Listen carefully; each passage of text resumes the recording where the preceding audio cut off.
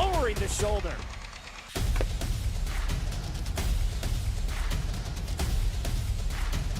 Swing and a miss. McGinley scores!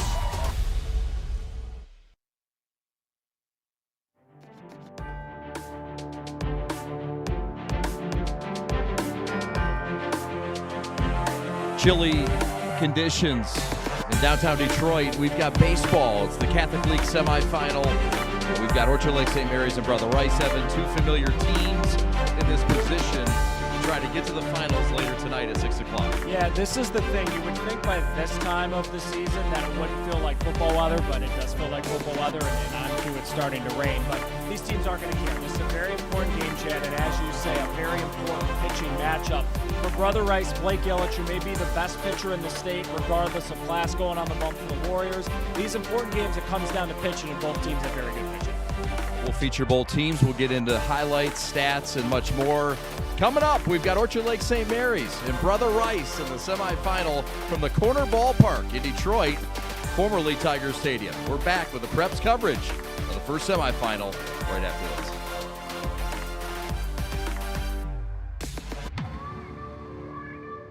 First, life gives us many. From buying your first car or first home to starting a business, Alliance Catholic Credit Union is here for you every step of the way.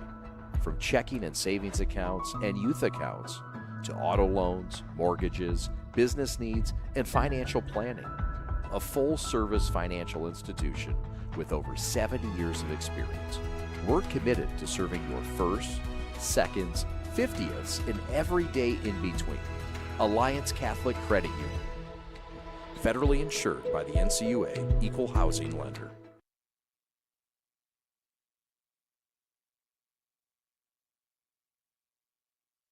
The store is set up. He's got the order, and he's off. It's a full court press. These brands are knocking it out of the park.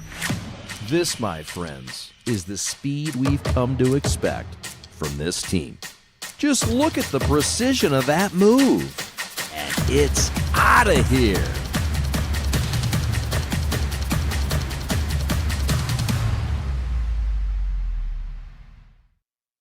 In today's ever-changing mortgage lending world, the importance of true professionals has never been greater. At Success Mortgage Partners, we want you to have the experience of a lifetime. Founded and owned by Catholic League alumni, our family-centered business keeps your interest at heart as we help you navigate this turbulent market with ease. If you or a family member has a mortgage need, please call me, Owen Lee, at 734-822-9792. All right, this is Adam, take two. Mark? I guess. I go like this. The best part about playing football in Texas has to be the reaction from the community. I want to encourage others to play volleyball or choir because you get to experience new things and do stuff that you've never done before. My reason why is passion. My reason why is pride.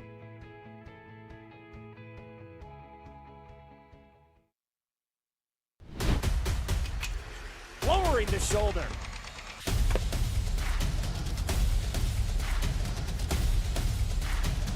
Swing and a miss.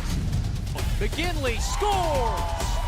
And it's going to be a challenge for us. I mean, they're a really talented football team. I think everybody knows that. Four wide receivers. Pressure. Steps up. Marshall wants to run again. Cuts down the middle of the field. All alone. Touchdown! Warriors! What a cut.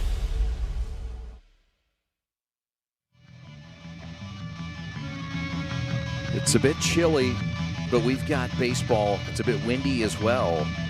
But Evan Stockton and I are here representing and getting ready for the semifinal. And it's Brother Rice and St. Mary's. These two teams met last year, Evan, in the championship game, Brother Rice winning. And they've met already 4 times this year. What do we know about these two teams? What we know is, as we were just talking about, pitching is very good for both of these teams. And Brother Rice comes in hot. They've won 9 games in a row, and although they're a young team, they are very much one of the favorites to get to Michigan State and play for a state championship in a handful of weeks. But think about this. The last time that Brother Rice lost was to St. Mary's. St. Mary's swept a doubleheader against them a handful of weeks ago.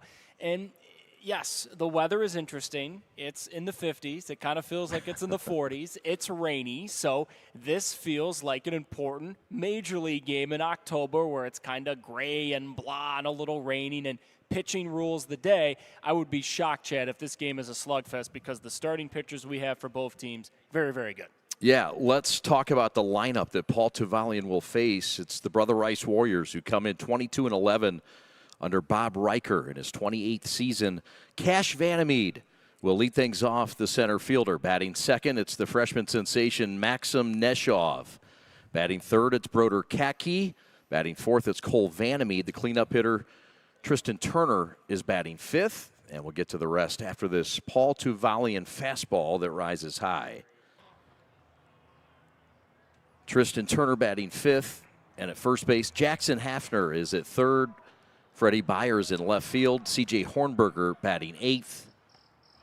And batting ninth is Henry Warnamundi, who is at second base. Chad Bush and Evan Stockton with you. It's Paul Tuvalian, the senior right-hander, Evan, on the mound for St. Mary's in a 1-1 count. Member of the Catholic League, of course. We start with a ball and a strike, so you got to attack early. Interesting to see how Paul attacks the top part of this Brother Rice lineup, which is very, very good. 1 through that first 5. The righty Tuvalian got him on strikes. So Cash is out to start things. A very solid senior. And that'll bring up the freshman and the number 2 hitter, Maxim Neshov. So what Tuvalian did a really nice job with here is he changed the eye levels. You may be watching that replay and going, okay, that thing caught a lot of the plate. How could Cash miss it? Well, it's because Tuvalian was mixing speeds and mixing locations, so Cash didn't quite know what was being thrown up there on that 3-2 pitch. Righty against the lefty. Paul deals, it's grounded to shorts and bobbled, and that will be an error. That's Brustevich. And Hudson Brustevich will pick up an error, the shortstop and the junior and the commit to Notre Dame with a boo-boo here against the freshman to start things. Strange to see an error by the usually sure-handed Brustevich, but as you said, there's a lot going on here. Weather's not great. It's a championship-level game. This is not a championship game, but whoever wins this game gets to play for a championship later today. You will get nerves. Here's Broder Kaki, the Duke commit, and he looks one down low. Neshov does a lot of things well, Evan. One of those is steal bases. He's got 21 stolen bases on the year. One of the best on this team. Good size lead at first now. 1-on-1 out, just underway, no score. There goes Neshov, and it's fouled back on the hit and run with Kaki, the catcher, and the sophomore. One of my favorite little pleasures among many when watching baseball is the guy stealing second, he slides into second, he picks his head up and goes, oh, foul ball. I got to go all the way back to first. That long, lowly walk back. Look, it's a walk of shame, let's be honest. You said it, not me. But at least if you're Neshov, you get the blood flowing on a chillier day. So he's good now. I didn't think we'd get in a walk of shame this early. There goes the runner, a great jump, and Alezai nearly got him anyway. Sliding in safe is Neshov. It's the rookie's 22nd stolen base of the year, and he's in position to score his 34th run of the year with 1 out. But that was a fastball swung on and missed. Another look here. Good heat so far from Tuvalian, Evan. Yeah, Alezai does a really nice job making it that close because, yes, it was high, and you want a pitch that's higher to throw on, but that thing was almost over his head, so he had to throw that thing all in one motion. 28 runs driven in for the Duke commit, Broder Kaki. And that one's all the way to the screen. Alezai will not touch it, doesn't need to. It rolls all the way back to Tuvalian. It's a brick facade behind home plate, Evan, and it's the pitcher's best friend and catcher's best friend at times. So if you're Tuvalian here, you got to take a breath. This is 3 pitches in a row that have been high. No matter how good Alezai is behind the plate, there's no chance to get that one. No, they missed everything and everybody. Here comes the 2-1 with 1 out and a runner at third, and it's fouled back and on to Michigan. Of course, this is the former Tiger Stadium, former location of Tiger Stadium, of Briggs Stadium before Tiger Stadium. Big-time pro football and big-time Major League Baseball played here by the Tigers and the Lions back in the day. They've been playing high-level sporting events here for a long, long time. That flagpole has seen a lot of great athletic events. It's blowing in right now. The 2-1 check swing. Did he go? No, he did not. It's a walk to Kaki. So runners at the corners with one out now, and that'll bring up the ever-dangerous Cole Vandermeed, the Michigan State commit, batting .420 on the year, and a lot of power and RBIs in this band's stick. Tuvalian's had an excellent year for the Eaglets. If I was his catcher here, Aleza, I'd go out just to calm him down a little bit. You can tell that the adrenaline's flowing here. Big game, big-time opponent. And Brother Rice has put 2 on base in this inning without a hit. Great stop by Alezi, the Michigan State commit. We talked about how many runs he saved the other day when I was on with Joe Mooney. I mean, he saves runs and bases. He's a stud behind home plate. Nobody better than Alezi. Tuvalian with runners at the corners facing Vandermeed, and he fouls it back. And now Alezi and Tuvalian are going to have a fascinating pitch selection here. So you got that count at 2-2. Katke at first is always a threat to steal, and he's taking a decent lead over there. So if I'm Alezi, I'm thinking, hey, I want a decent pitcher if I got to throw him out at second, and this can't catch too much of the plate for Vandermeed. The 2-2's popped up and out of play down the first base side. And of course, your pitch selection is important with Neshoff, that guy standing at third for Brother Rice. You get another one that rolls to the backstop. They get the first run of the game here. So fascinating to see what pitch is thrown. You bet. Vandermeed's driven in 33 runs on the year. Tops on the team. That fastball's hot but high. And Paul a little bit up in the zone in this first inning. What do you think? I think if I'm Alezi, the catcher right now, I can't trust the fastball because this thing is 10 feet high right now. Yep. Swing and a miss. He struck him out. They'll throw through. And staying put is Neshoff at third. He didn't even flinch. And so they'll give Kaki second base. There's runners at second and third, but Vandermeed is out in a very tough K at that. Like I was saying, let's trust the fastball and just blow it by him for strike 3. I mean, that was the best pitch he's thrown all inning. That thing was outstanding. You do get the runner to second base, but you get a strikeout, and I think what the St. Mary's coaching staff is contesting here is that should have been batter interference. And the inning should be over here. Thought they made contact with the catcher, Alezi, as he threw it. Yep. Nick's got a good argument. Here's another look at it. On the backswing is what they're talking about here, Chad? Yeah, after he swings. Let's play it through. It was close, but I don't think based on what I saw he hit him. Yep, fair enough. Here's Tristan Turner, the first baseman, 446 on the year. Runner at third, and a ground ball sharply to second. Scooped up by Klein, throw to first, inning over. Brother Rice strands a couple, and the Eaglets get out of the top of the half of the first. Clean, no score as we go to the bottom half here at the Corner Ballpark.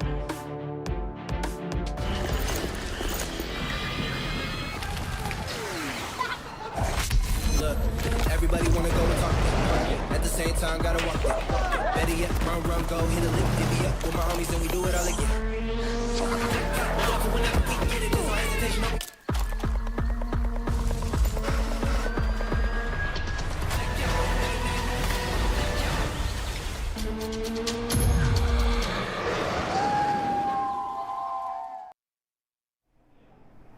What makes people stand in this line like this for 3 hours? Because we're not Dunkin' Donuts or Tim Hortons.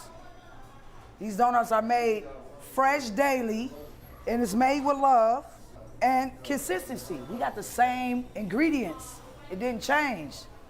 The people know that, and that's why they standing out there.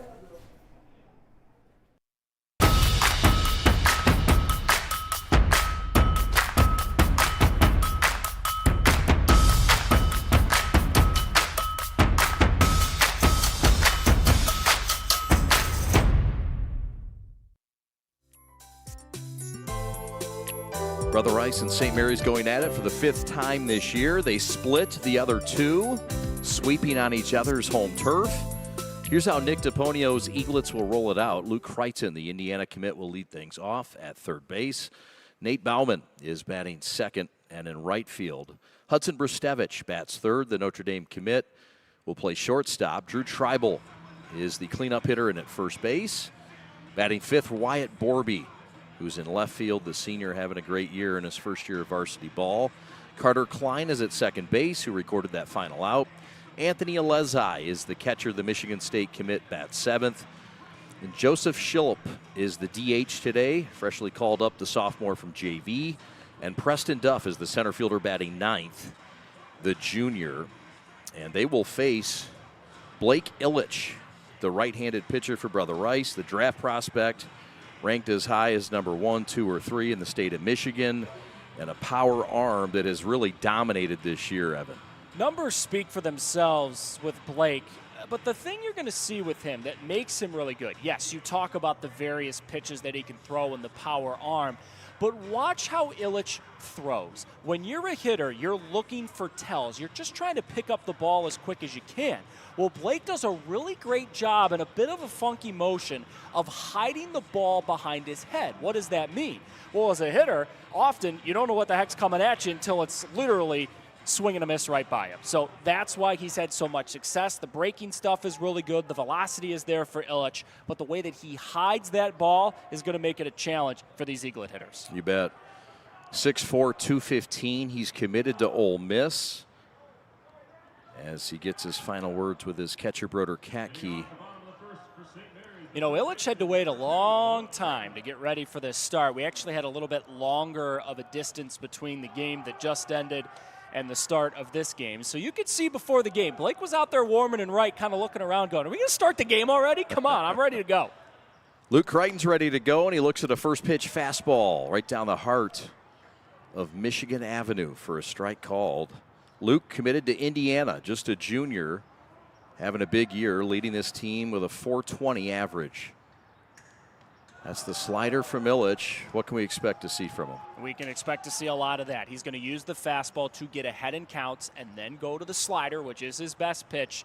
Does have a nice changeup in the arsenal, too. But you got to get ahead to throw that breaking stuff. The 2-2 from Blake Illich. That swung on, and it's looped to center, and that's a base hit. It'll drop in front of Vandermeed, and it's one up and one on for the Eaglets as Luke Crichton starts the party in Detroit for OLSM. When you're a pitcher like Blake Illich and you're a team like Brother Rice, let's just call a spade a spade. A lot of the teams that you play, there's going to be an intimidation factor. But Luke Crichton and St. Mary's, there's no such thing as an intimidation factor.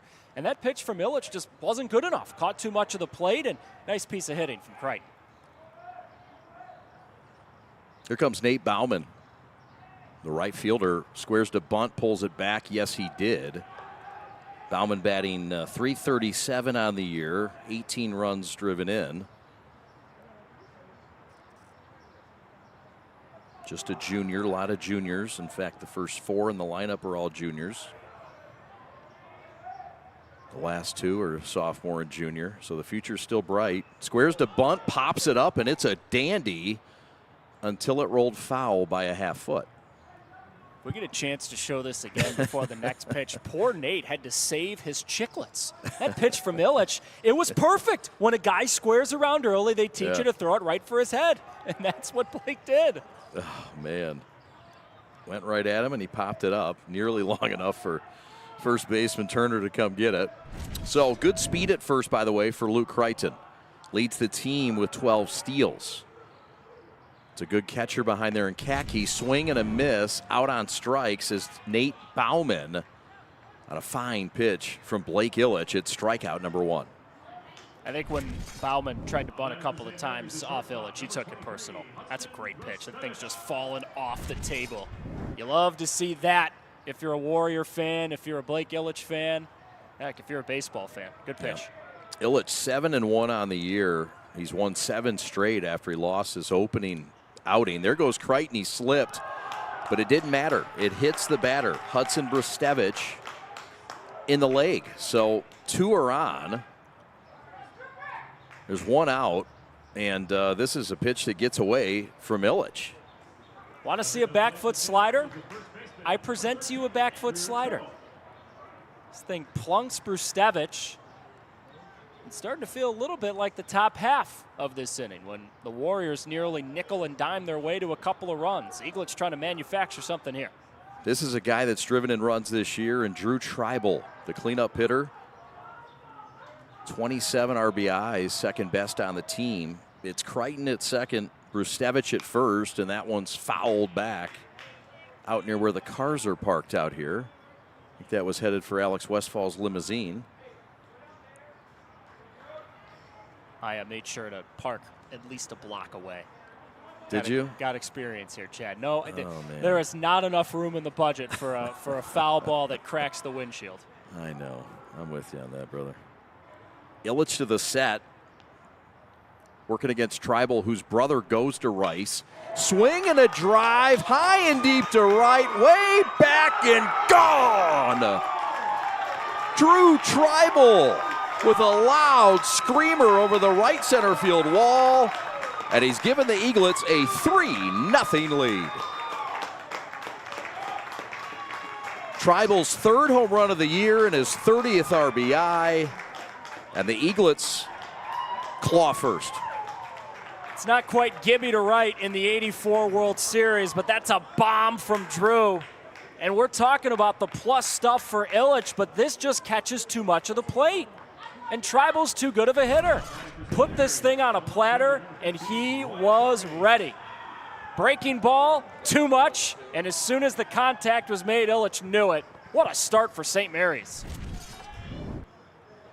2 hits, and they've taken advantage. And Illich has been really good against OLSM this year. He shut him down in their only outing. He went 5 innings, gave up 1 hit, 8 strikeouts, 2 walks on that chilly March 29th Saturday in the 3-1 Brother Rice win over St. Mary's at the Warrior Complex in Troy. So this is Wyatt Borby. Borby fouls it back. Borby's first year on varsity ball has been a memorable one. He waited a while for it. He sat out last year with Tommy Johns, but he's had redemption this year. .312 average, 10 RBIs for the senior right-hander. Illich's fastball is a firm one on the corner, and that's a heavy strike 3. You learn a lot about a pitcher, what he's like after he gets punched in the face. And Illich has been punched in the face in this first inning. What does he do? Gets Borby with some gas. Good stuff. Second of the game. And so that'll leave things up to Carter Klein, the second baseman. 3 runs in on the Drew Treibel 3-run home run. Started with a Crichton base hit, extended with a Brustevich hit by pitch. And it's 3-0 Orchard Lake early in this one. And fooled is Klein on that. You could just tell the Illich breaking ball has been biting. Nobody's been close. Except for Drew Treibel. Except and for St. Treibel. Mary's is saying thank goodness for that. That's correct. A lot of time left in this one. Ground ball to Vandermeed, throw to first to Turner, and the side retired. 3 runs for the Eaglets in the home half of the first on the Treibel home run, his 3rd of the year. Back to the corner, Michigan and Trumbull for the Catholic League semifinals right after this.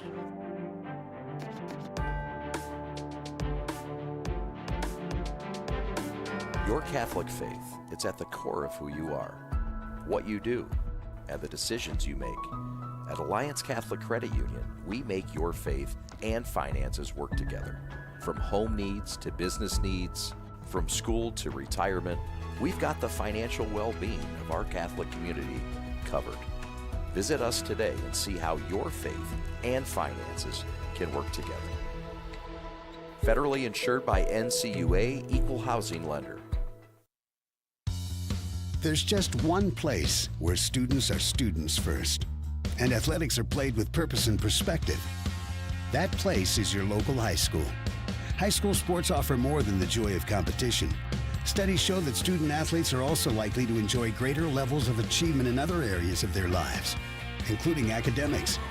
High school sports, a winning part of a complete education.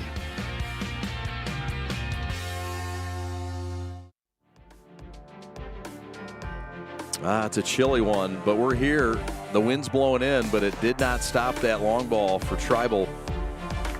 He will play first base. At second base, it's Klein, Brustevich at short, Crichton, Luke at third. It's Borby in left, Duff in center, Bauman in right, and Anthony Alezai doing the catching.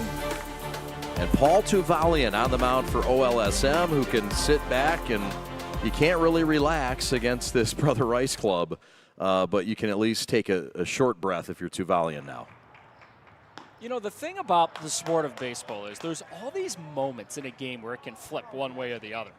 Brother Rice had runners on second and third with one out in the first inning, but Tuvalian gets out of that mess, Chad. Swing and a miss. Two quick ones, and the freshman Jackson Hafner is out. That'll bring up Freddie Beyer, the junior left fielder. So Tribal hits the home run in the bottom of the first, and now Tuvalian's back on the mound going, all right, man, I got a little cushion at my back. If I give up a home run, if I give up a hit, no big deal. He can really go at Rice now. It's the third strikeout for Paul, the Lenore Rhine commit, Division II school in North Carolina. Some may say, well, that's a Division II kid. He's throwing 92. He's got a pitch like that. But look, Evan, I mean, these days, there's no shame in a Division II. It's hard to get to Division I, and sometimes Division IIs are a better situation than a Division I in many ways. We've seen ever since COVID happened, the spots just aren't quite there at the Division I level anymore. So, yeah, start out one place doesn't mean you're going to end there. That's right. Freddie Beyer, soft liner to second. And right there to corral it is Carter Klein for out number 2. And that'll leave things up to C.J. Hornberger, the junior DH. Soft contact, well-located pitch. Looked like it caught the inside part of the plate. You're not going to get a lot of good contact if you put pitches there more often than not. Paul has yet to give up a hit in this game. He has struck out 3. He's walked 1. And the base runner was an unearned hit. There's a strike called. So Tuvalian humming right now. He did face Brother Rice earlier this year. And Paul wasn't perfect in the outing. But it was an outing he would pick up one of his 3 wins against. He pitched 5 1/3. He gave up 7 hits, 4 runs. Just 2 of them, though, were earned. He struck out 4 and walked 4. St. Mary's would win 11-6. Their bats really helped him on that day. Swing and a miss. Got him on strikes. 1-2-3 inning for the Eaglets. Hornberger's out. Tuvalian with his 4th K. We go to the bottom half of the second inning. 3-0, the boys from Orchard Lake. Hi, I'm Nick DePonio, and this is HVAC.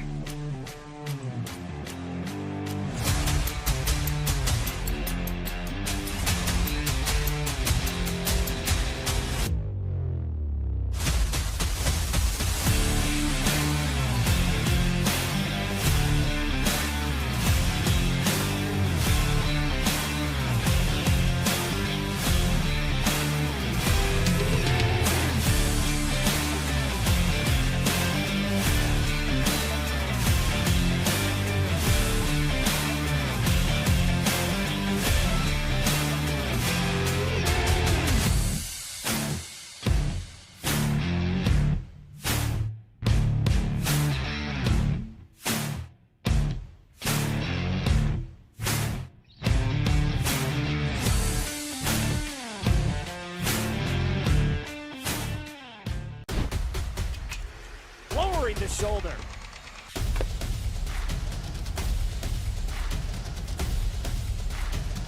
Swing and a miss.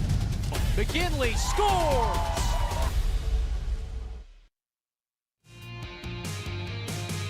Here's the defense for the Brother Rice Warriors. They will have Turner at first base. That's Tristan Turner. Second base is the freshman Warnie Mundy, Henry Warnie-Mundy. At shortstop, it is Cole Vandermeed. At third base, it's the freshman Jackson Hafner. In left field, it's Byer, Freddie Byer. In center, it's Cash Vandermeed. And in right field, it's Max Neshoff, the freshman right fielder.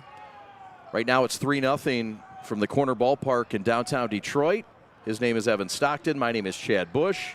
Alex Westfall, your executive producer. We are The Prep. Thanks for watching on our YouTube channel.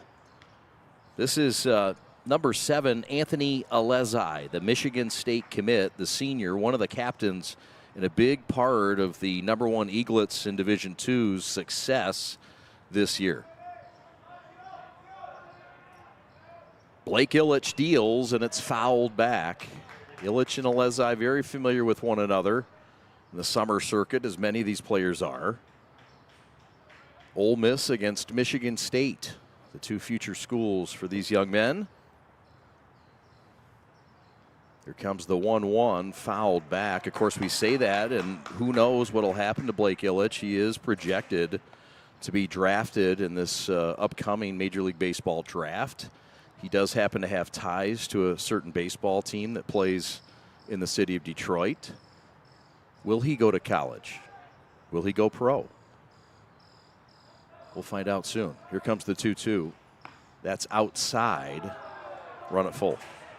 That baseball team that plays a few blocks away, starting a big weekend series, by the way. Guardians coming into town. Tigers just took 2 out of 3 from St. Louis. Big time. It's pretty good in the NL, by the way. Best in the major leagues, our Detroit Tigers. Swing and a miss. That's the slider.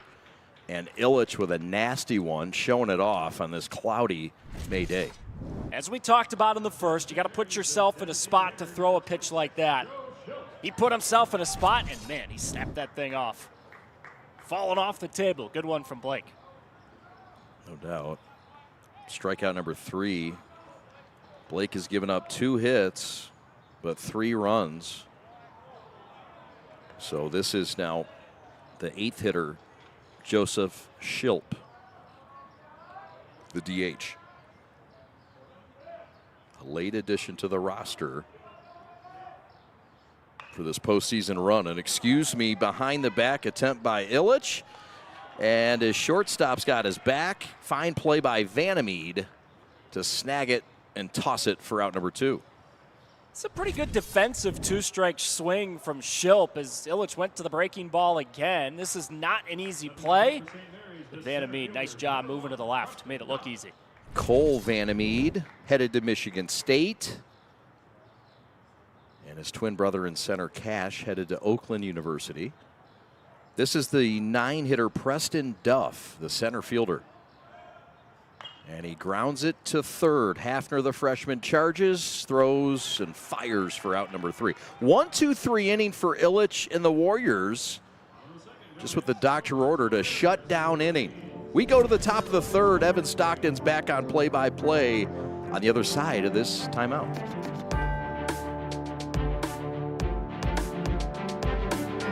We are the MHSAA, a collection of 750 high schools and 750 middle schools, from Temperance to Copper Harbor, from New Buffalo to Alpena.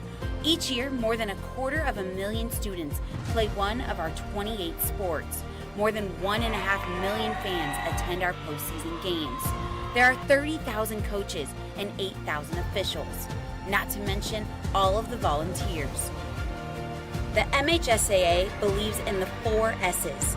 School sports should be safe and kept in the appropriate scope. We believe nothing beats great sportsmanship, and that scholarship in the classroom is more important than excellence on the field or court. Most of all, we believe school sports should be fun. So come out and join us at a game. Support your school, support your community, and come see what the excitement is all about. There's a lot of trophies in the closet for Brother Rice baseball over the years. 14 Catholic League championships all time, most of any school. Almost won another state title last year, but lost a one-run game in the state championship to a really, really good Northville team. And Chad, this Warrior bunch has the talent to win a Catholic League championship, win a state championship this season, but they're behind the 8 ball early in this game. Orchard Lake St. Mary's has grabbed a 3-0 lead on a true tribal 3-run blast off Blake Illich in the first. Yeah, tribal and a guy who knows the other side real well. Brother graduated from Brother Rice, a brother who's a freshman on the varsity basketball team at Brother Rice, and an interesting mix. Henry Warnamundi, wave and a miss, and Paul Tuvalians got the count at 2-2. Start at 1-1 in the Catholic League for the uninitiated. 9-1-2 for Brother Rice here in the third. 9-hitter Warnamundi, and then back to the top with Cash Vandermeed and Maxim Neshoff. Tuvalian already has 4 strikeouts. I find it interesting, Evan, that both Warnamundi and Joseph Schilp, guys that started the year on JV and kind of late call-ups for such good teams, that those guys are earning minutes this late in the year really says a lot about their abilities. Says a lot about the depth of both programs, right? You can call guys up, and you need them in big games, stick them in the lineup. That's right. Here's Cash Vandermeed. That's hard hit, and down in left center. They'll hold Warnamundi at second, but now, Chad, the third inning starting to feel like the first inning. Couple on base for Brother Rice. Yeah, and credit Brother Rice. First of all, the freshman, Henry, very patient, and then sensing that Paul was going to throw one over, Cash ambushes him, and that's what smart players do. And Cash is a smart baseball player, aside from being very gifted, and he laced it into center. That's a statement, and now we'll see what Brother Rice does. I mean, you've got Kaki, Vandermeed, and Turner, all guys on a tear right now coming up. So this is a big challenge, and that's why St. Mary's wants to talk it over. If you're Brother Rice here, any thought to have Neshoff try to drop down a bunt, or do you let him swing away here? I think there is. Yeah, I think so. I think Bob Riker respects Tuvalian enough, and not that it's disrespectful if he doesn't do this, but I think they're going to get a bunt down here. I think that's the play. And Neshoff is fast enough out of the left-handed box to bunt for a single. Right. Neshoff stole a base in the first inning. He's got over 20 stolen bases on the season. For what it's worth, the third baseman Crichton for the Eaglets is playing pretty even with that bat. Interesting. Tuvalian, St. Mary's pitcher, hit the escape hatch in the first. Left runners on second and third. Trying to do it again here in the third.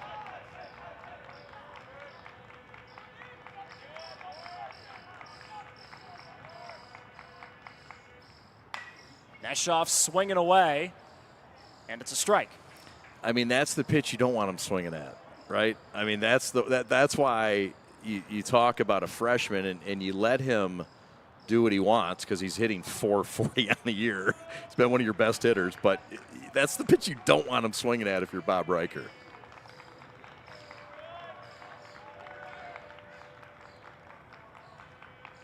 One-two. Defensive swing there as Tuvalian goes back to the heat. That's been his weapon of choice so far in this one. Yeah, it has. And, you know, Paul's got that curveball in his arsenal. So there's a chance that they're talking about that. You got a catcher in Alezi.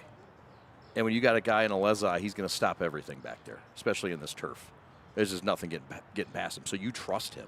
I think you got to throw something, backdoor slider, something like that, to try to get this kid off his feet, Neshoff.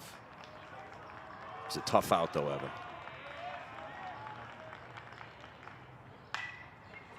Sharply hit, but to short. 6-4. No 3. They get Vandermeed at second, get Warnamundi to third. Neshoff's speed helps leg out what looked like a double play ball off the bat. Yeah, that's almost as good as the sacrifice bunt. mission pretty much accomplished. Yeah, you see the speed of Neshoff. Look for him to be running here. But a fine play also by Brustevich. You never know how a guy's going to respond after a defensive chance where he made an error. So good job by him to make the play. They almost turned it. Table is set for Broder Katke, who walked in the first, and now he's down in the count 1-2 after Tuvalian just poured one in. Nothing wrong with a little Guns N' Roses blasting mid-game. Well, who says you can only do that in an NBA arena? Let's do it in the CHSL baseball game. I like it. Keep it going. I think Guns N' Roses would be a little intense for basketball. I don't know if they're rocking Welcome to the Jungle at LCA. You got to be ready for Axl Rose and Slash coming in the front door. Not everybody wakes up to it. Runner going at first, and Katke dribbles at foul. Did you see that slide at second base by Neshoff? Neshoff didn't know what to do. He did like the dive into the pool when it's cold. Didn't want to. Look at this. Look at this slide. Do I slide? All right. Belly flop. Oh, the life of a freshman. The turf will help you get the rest of the way if the slide's a little short. That's right. The turf monster's always got your back. He's undefeated. That is something to watch, by the way, as we cover these Catholic League semis and finals throughout the rest of the day. There is no dirt or grass here at the corner ballpark. It's all turf. Yep. 3-2 count as well. Yep. I think we've mentioned, but with folks moving in and out. Big spot here for Broder Katke. Chance to get Brother Rice on the board and back in the game. Grounded into left. Warnamundi in to score. And the Warriors are on the board. Broder Katke gets it done. Big time hit by a big time player. The Duke commit, the sophomore, Broder Katke, finds a hole on the left side, and this is what big time players do. They drive in runs, and that's his 29th RBI of the year. Broder Katke, big time player, showing up when his team needs him. And now Cole Vandermeed, the cleanup hitter, stepping in. This inning is far from finished. He's got big time power too, Evan. Squares to bunt. Outside for a ball. Yeah, case in point. He's got big time power. Just say one thing and the opposite will happen, you know? I think I said in the first inning, Tuvalian, I don't think we can trust that fastball. He's just been missing the zone. Next pitch, fastball, strike 3. 9 home runs on the year to lead the Catholic League. This Michigan State commit.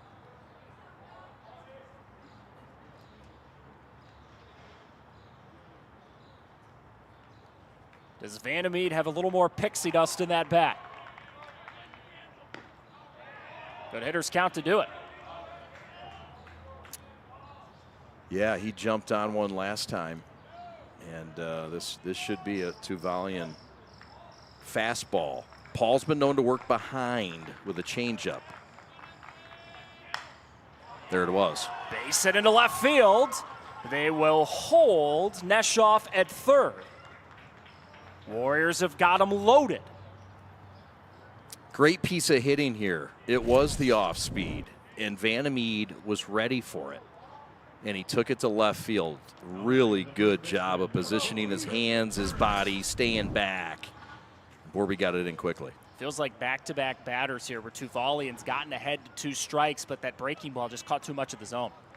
Exactly right. And against these kind of hitters, there's just no room for error. Not with this guy either, Evan. Tristan Turner, a batting average of nearly .450 coming into the day for Brother Rice. Grounded out to second, back in the first.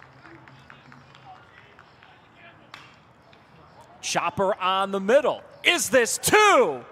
It is not. Tribal couldn't dig it out. Runner coming home. We are tied.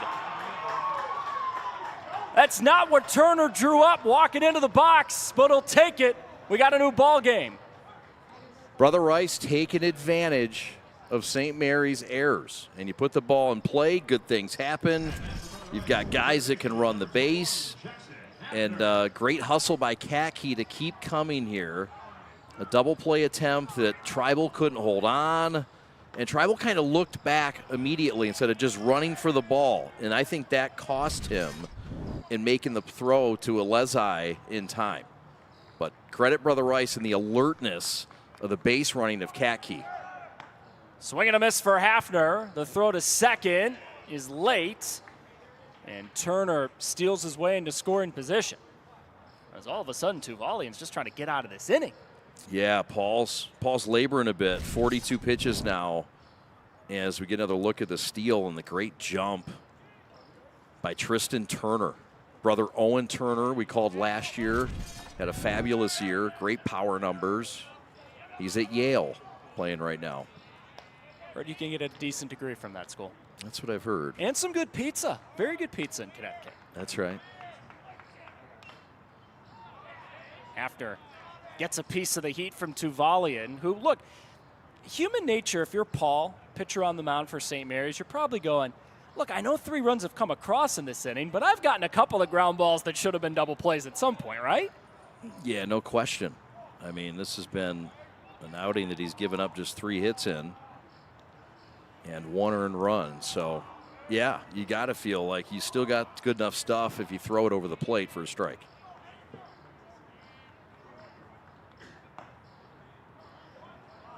Just missed, and the count fills on Hafner, who struck out swinging against Tuvalian last time up.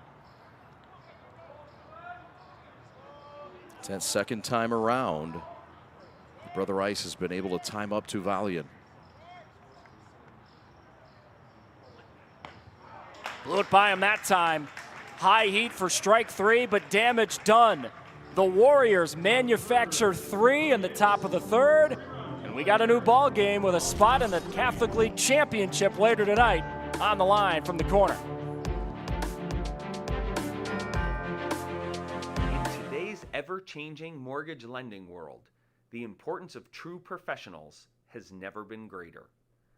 At Success Mortgage Partners, we want you to have the experience of a lifetime. Founded and owned by Catholic League alumni, our family-centered business keeps your interest at heart as we help you navigate this turbulent market with ease.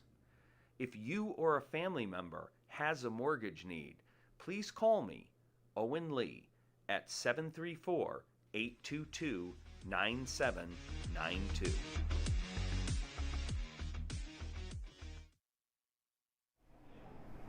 What makes people stand in this line like this for 3 hours?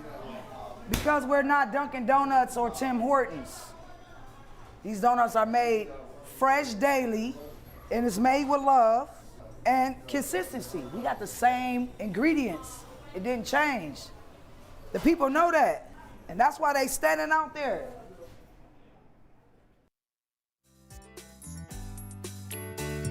Two most decorated programs in the Catholic League. Brother Rice and St. Mary's locking horns for a chance to play for a Catholic League championship later on tonight. St. Mary's, a couple of years ago, had an 84-game win streak going, one of the longest win streaks in the history of high school baseball in America. All those state championships in recent memory, Chad. And this team, it feels like, it's weird to say a St. Mary's team is flying under the radar, but with how good De La Salle's been this year, with all the press that Brother Rice always gets, and with good reason, it feels like St. Mary's somehow is now flying under the radar after they were the talk of the state for a long time. Yeah, and I think a lot of that has to do with the high expectations they've set. Like, if they're not winning, if they're not, the favorite or number 1 in the Catholic League Central Division, then they're just not meeting expectations. Some people forget they are in Division 2. Yep. So they will compete in Division 2, which, of course, none of these teams here today will be competing in Division 2 for the state tournament that starts next week. They're all in Division 1. So a chance for St. Mary's, who is number 1 ranked in Division 2, to try to take advantage today and get back on the map, so to speak, after Brother Rice won it all last year, 3-0 over the Eaglets. Heads up down that third base line. Is that Nick DePonio diving out of the way of the Luke Crichton line drive? That is Nick riding that pony at third. I mean, he's got to get up and get down in a hurry. He still moves well now. And look at that. Oh, my goodness. I haven't seen him dive like that since his days in Rochester. I mean, that's something. Good feet, though. He's shed some pounds in the offseason. He's on a program. Ball 4. Illich buzzes him back, and Luke Crichton's on for the second time in 2 at-bats. Crichton singled and later came around to score in the first when Drew Tribal hit a 3-run homer off Illich. There's Coach DePonio, second stint as the head coach for St. Mary's. State title winner in '98. Yeah, they won that over Nate. I'll bring that back after this. This one going to reach the seats, right field side, and Chad continues.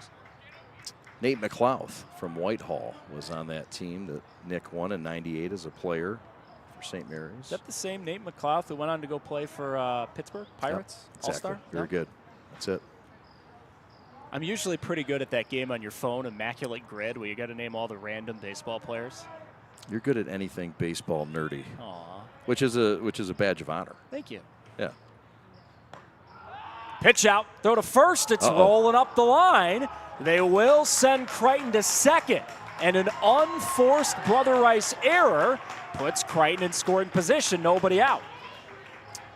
Yeah, we've seen both teams with fielding errors, and this is just simply a throw that probably didn't need to be made, and one Broder Cack he probably should have ate. And it's also one that the first baseman, Turner, should have caught. But both guys get a half demerit on the play. Infield in for Brother Rice, almost. Bauman fights it off. He struck out against Illich in the first, but he battled him. Tried to bunt off Blake a couple of times, and Illich threw one right at Bauman's teeth. Yeah, and Brother Rice is expecting that bunt again, although they're playing around with the second baseman, Henry Warnamundi. He didn't really show the ability to lay down a bunt his last time up. 2-2. Nice block by Katke. Illich went back to that slider, which has been his weapon of choice in the game. Katke doing work behind home plate. He is. This is a great block. And we talked about Alezai at length, about his defensive abilities. How about this move? I mean, that's good for Katke. Duke signed him for a reason. I'm not sure he stays at catcher at Duke, but he's got a chance there.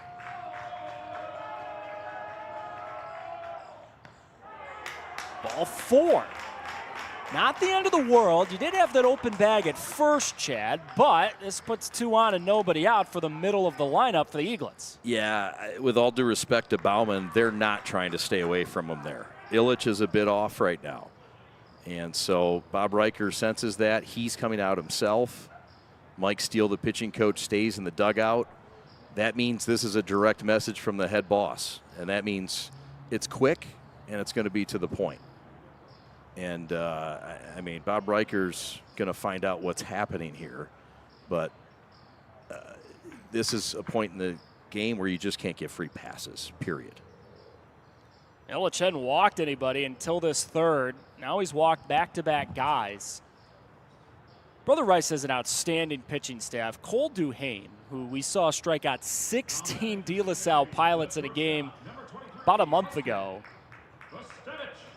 He would be slated to pitch the championship game later on today. Yep. But you got to get there first, and now Illich is going to have to find some pixie dust with 2 on and nobody out, and Brustevich coming up. He did pitch Saturday in Brother Rice's win over UAD. Came in relief of Illich. Did not pitch well.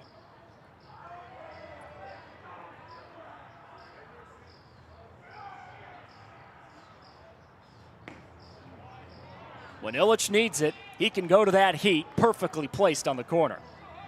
I mean, this is a 90s arm. And, I mean, he snaps one off here. We don't have the gun by us to see the speed, but, I mean, that's a 90s type throw. Perfectly placed, more importantly.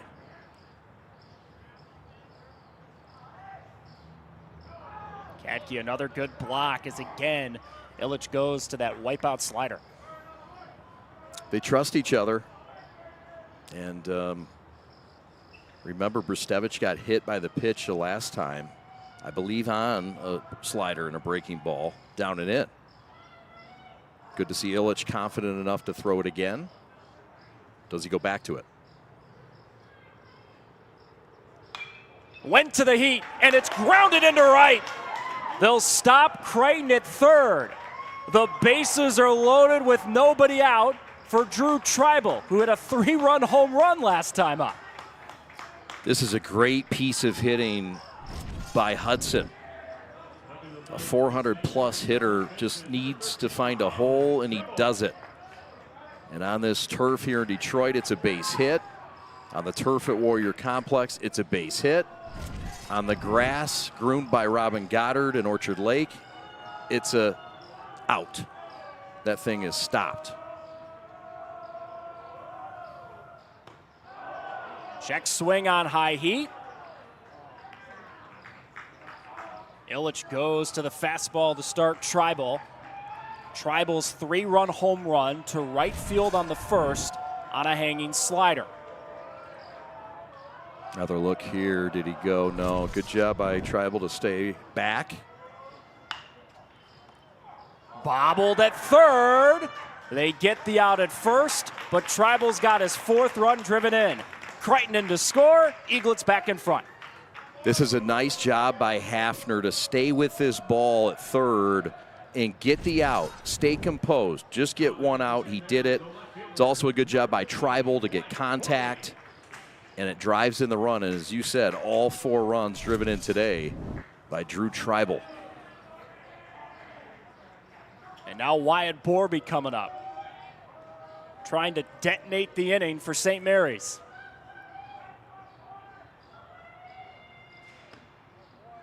Out that corner again. All right, so if you're Illich, if you're Katke, considering second and third, what pitch here? I think you can get him with a fastball. I think you prove he can hit the fastball, and the infield is in here. So, I mean, this is it tells you how Brother Rice feels about this at bat. Breaking ball grounded foul. Illich in these 2-strike counts has liked to go to the slider today, but usually what's Blake's best pitch has doomed him.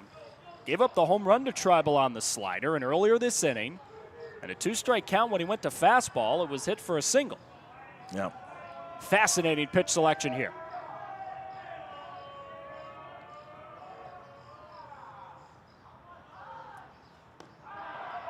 Count evens up. Borby kind of sets up ready for that fastball. He's got like a no-load stance. It's there, and it's fastball ready. So, I mean, he's got the kind of setup and presentation to hit that Illich 90s fastball. Will he get it here?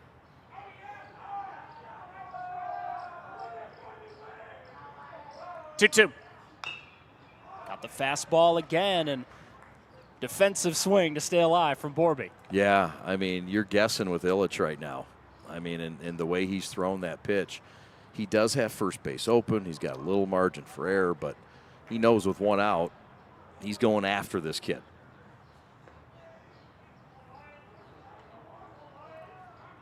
Working from that windup with runners on second and third. Borby struck out looking last time up. 5th pitch of the at-bat right here. And Borby's going to make Illich wait a little longer. Ah, yes, the games have begun. Got him on the breaking ball. Oh, man, what a pitch. Yeah, that's filthy. I mean, that's the biter. That's the big league pitch. Blake just throws the slide piece here, and it's unhittable, really. No chance. And that's a big second out for Brother Rice with 2 runners still in scoring position. Now Carter Klein coming up for the Eaglets. I mean, look, all things considered, bases loaded, nobody out. If you're Illich, if you're Brother Rice, you get out of this with just the 1 run allowed, considering you just scored 3 runs in the top of the third. it's about as good as you can do. No question. One run would be an absolute blessing, the way they would feel. And, you know, you're trying to prevent all the things that you don't want here. A wild pitch, a hit by pitch. You just want Blake to throw a fastball and challenge these eaglet hitters if you're Brother Rice. He's good enough by himself right here. And so is his defense.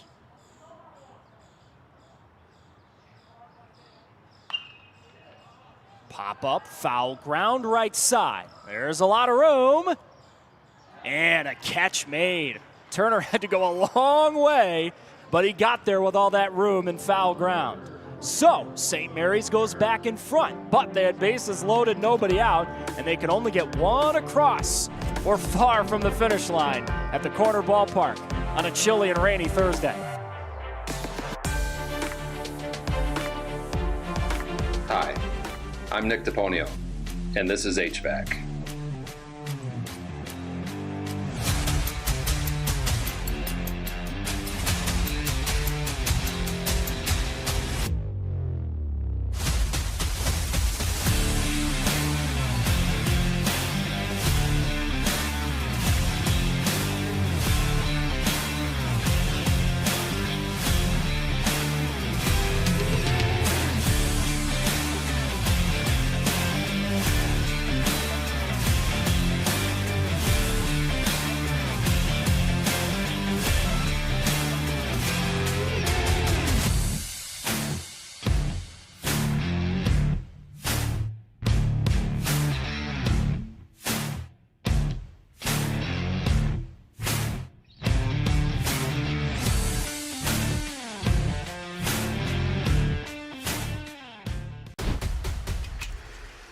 The shoulder.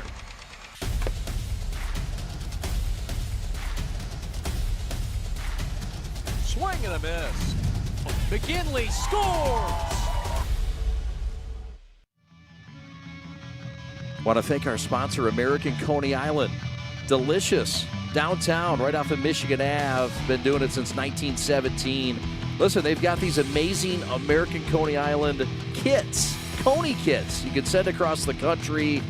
And all you got to do is scan that QR code, and you can get a Coney Island sent right from Detroit to wherever.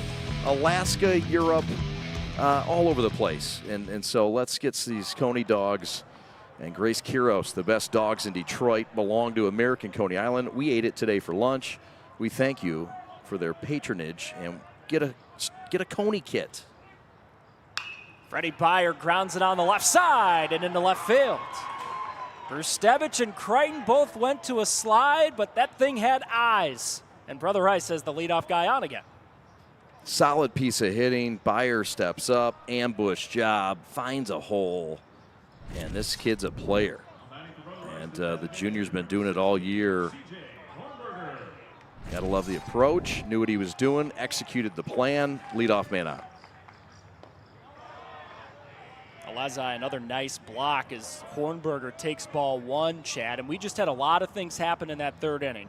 Brother Rice scores 3 to tie the game. St. Mary's gets one back in the bottom of the third to make it 4-3. And, of course, we play 7 innings in these high school games instead of 9. So this feels like a really important inning for Tuvalian to keep Brother Rice off the board. Yeah, I mean, these teams are playing to win this game, but they know that whoever wins has to play another one against the winner of De La Salle and St. John Jesuit. So this is, yeah, I mean, you need to get everything out of Paul Tuvalian. He needs to go the distance if you're St. Mary's, and Illich needs to go to the distance for Rice. Both guys hovering around 50 pitches as we come into this fourth inning. Of course, pitch counts are down a little bit in the Catholic League when you start with the 1-1 count. I want to add, there's a lot of depth on both teams' pitching staffs.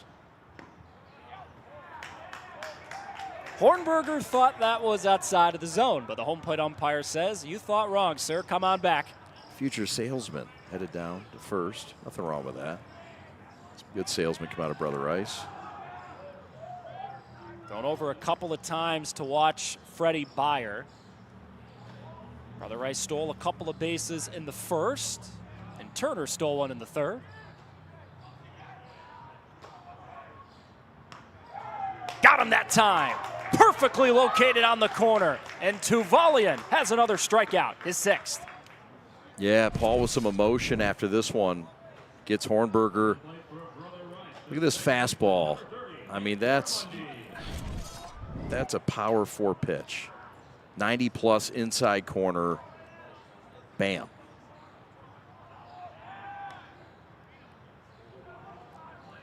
Warnamundi steps in. 9-hitter for the Warriors, walked and scored in that 3rd inning.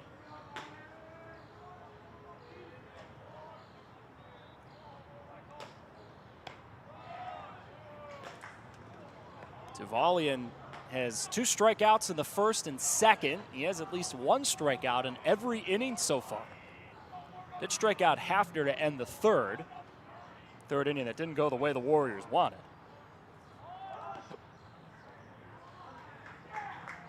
Again, as Chad was just talking about, whoever wins this game tonight, a game that was supposed to start around 6, probably going to start more like 6:37 now, but whoever wins this game will play the winner of our game to follow, De La Salle and St. John's Jesuit. Let's not forget, De La Salle is the #1 seed. Yep. And so, yes, Brother Rice won it all last year. Yes, these two teams have combined to win 10 of the last 11. But De La Salle's the 1 seed. They're the team to beat. It's the 4th throw over to first. Freddie Beyer has got the attention of Paul Tuvalian.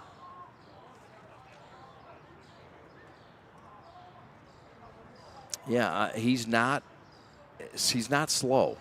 He's an average speed guy, but Tuvalian knows him. And St. Mary's knows him too. They played him 4 times, so concerned, understandable. Might be a little over the top at this point with 5 throwovers. Who am I to judge? I'm here in a warm box, press box. What a great find by Alex Westfall and the team to get us this nice, warm, cozy place, eating conies. That's low. That's ball 4. And Brother Rice, yet again, multiple guys on base. They've had at least 2 on base in every inning but the 2nd tonight. And walks have been a problem at times this year for Tuvalian. And, here it is, an opportunity to go at a guy, the bottom of the order, the 9-hitter, the freshman. And, he doesn't go after him. He walks him. Problem right now for Tuvalian is he can't keep his jersey buttoned. It's falling apart after every pitch. That's why you got to get your uniforms at G-Brand. They don't come undone. I mean, you and I are both rocking G-Brand stuff today. You bet. That's Pat Mish, the pitching coach, former major leaguer, the Minnesota Twins, amongst other stops. Having a long conversation with Tuvalian. There is no activity in the bullpen. And the home plate umpire in this mid-50-degree weather and the whipping wind says, all right, come on. Let's go. We got 3 games to go, and, come on. This one's tied, probably going to go to extras. Hurry up, guys. But this is a big spot for Tuvalian, St. Mary's, and for Brother Rice, who has one of their top clutch hitters and best hitters in Cash Vandermeed, the Oakland commit, coming up. Cash hit a sharp single into center last time up. Also struck out against Tuvalian in the 1st. 1-1 here. And Alezai lets it roll foul. We saw him go deep in a game that you and I did. Yep. Earlier this year. Brother Rice and De La Salle, who split in that series.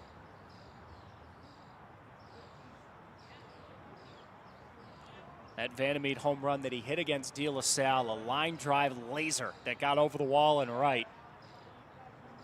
Down in the count here, 1-2.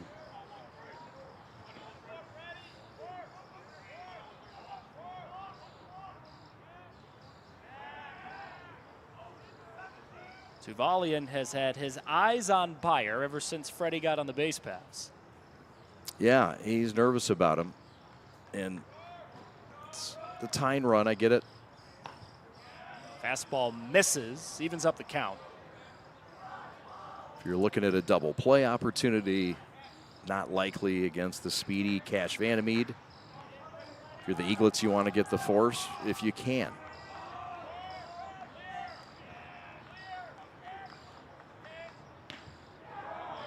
just a little low. And this may be the biggest pitch of the game so far. Rice down by a run, 2 on and 1 out in the 4th. Are the runners off?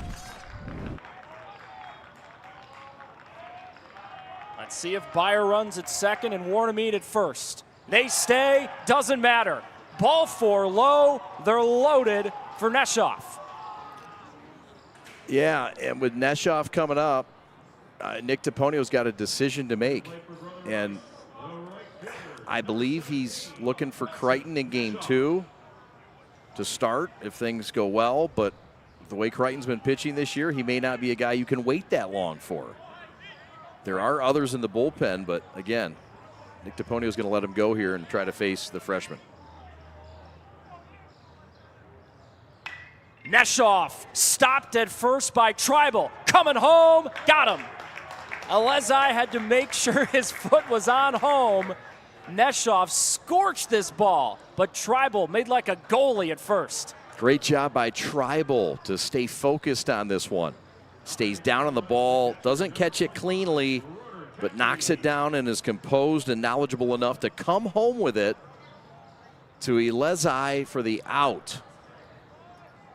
And so, bases are still loaded, and here's a equally dangerous Broder Kaki. Yeah, job is not finished here. Broder's having a heck of an afternoon. He's singled, he's scored a run, he's driven in a run. He's also walked and stolen a base. He's been to the plate twice, and he has stuffed that stat sheet. Just a big-time power bat. It could do some serious damage.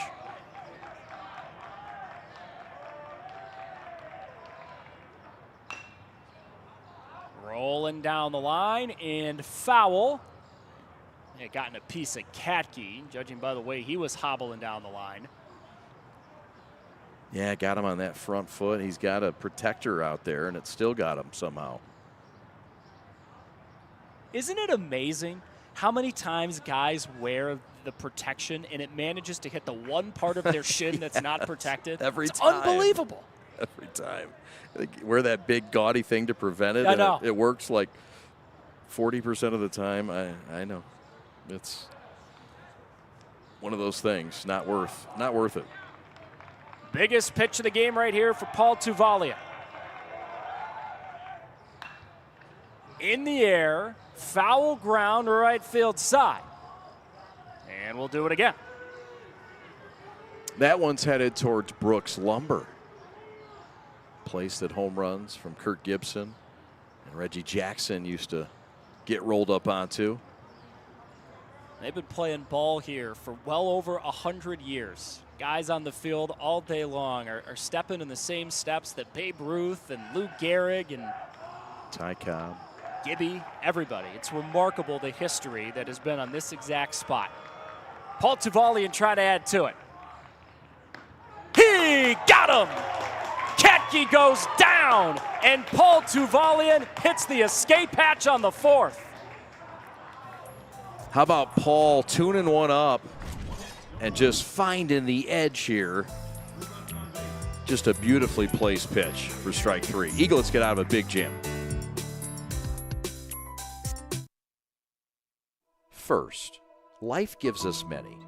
From buying your first car or first home to starting a business, Alliance Catholic Credit Union is here for you every step of the way.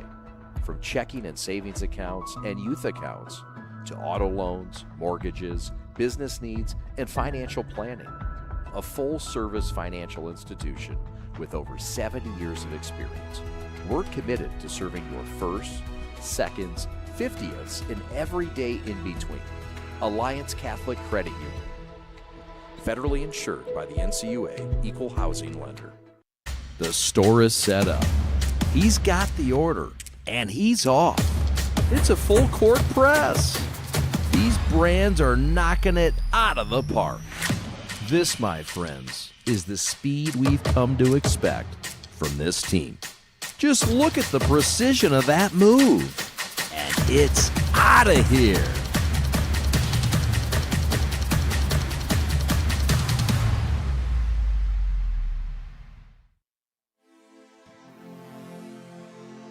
of the great thing about covering Catholic League athletics here in Detroit is so many of the coaches you see on the men and women's side of things used to play and be an active part of the athletic programs they're now working for. And that's the same deal here with Nick DePonio. He won a state title in '98 with St. Mary's, played his college ball at Detroit Mercy when they had a team, and OU. Actually played pro baseball in Italy, believe it or not. And now this is his second stint as the head man at St. Mary's. Chad, between Coach DePonio for the Eaglets, the great Coach Riker for Brother Rice, so many other great coaches around the Catholic League, the embarrassment of riches. It's truly that for the coaches across all the sports in the Catholic League. Yeah, I mean, these guys are sending these student athletes to big-time schools and small schools and everything in between and giving these kids an opportunity to do something great. Alezai plunks one down and left, and yet again, Chad, Blake Illich's best weapon has also burned him multiple times today. That slider's been really good, but also he's left it up at times. This is Alezai's incredible baseball IQ. He knows what's coming. He was ready for it. And when he got it, he laced it to center field. And this is the kind of leadership that Alezai has led with his entire time at Orchard Lake, but especially this year as one of the captains, doing things like that, getting more vocal. He's got a courtesy runner here. Schilp drops the bunt foul. That's Tyler Shubnell, the courtesy runner, wearing number 3 at first. Schilp, the guy at the plate, is a call-up from JV. No pressure, man. You're going to have to bat against maybe the best pitcher in the state in a game that determines if you're playing for a Catholic League title. Right. Drops another one foul. And on JV, he plays for Coach Willis. And I played for Coach Willis's father. So Jeff Willis, the JV coach, is who he's played for most of the year. He's also done some color on the prep. And a good man. And had the honor of playing for his father.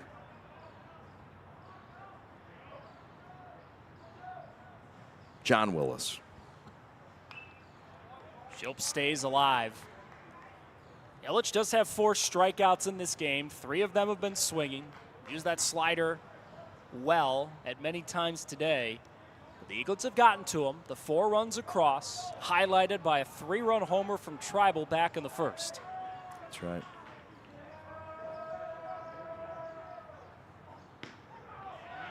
Perfectly located. That was a master brushstroke from Blake Illich. It really was. Inside corner, no chance. Schilp says they don't throw those on the JV. What is this?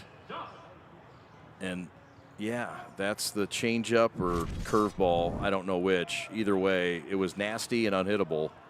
And Schilp the victim. Now the 9-hitter, the center fielder, Preston Duff, standing in. Runner taken off. Pitch was low and dropped, and Alezai's courtesy runner Shubnell is into second base. Good hustle by Tyler. Had a great jump here, and it was the pitch to run on.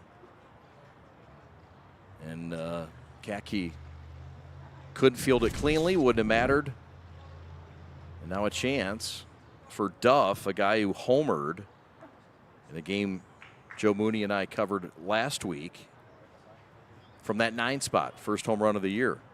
And this kid, not known for his power, but he is a trusted bat, and he's speedy. And he's also a guy that could bunt here, Evan, and that could be something happening. Illich going to have to find his way out of another jam. Left the bases, left 2 guys on base in the 3rd. At one point, the bases were loaded with nobody out. St. Mary's just scored the 1 run in the 3rd.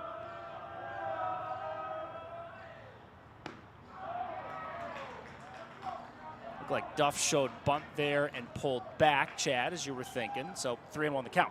Yeah, and even if you're not going to do it, you should show it and get the infield at least thinking you are. And I think he does lay one down here. He's got the right count to do it. Shows and bunts it foul. Yeah, that's the one you got to get if you're Duff. I think that was the fastball, and I think that's the one that you've got to bunt. May not see a better pitch in this at bat to bunt.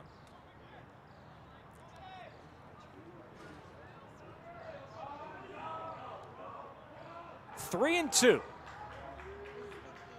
Illich throws.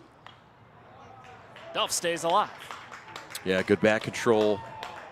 Duff balanced, ready for the breaker, ready for off speed.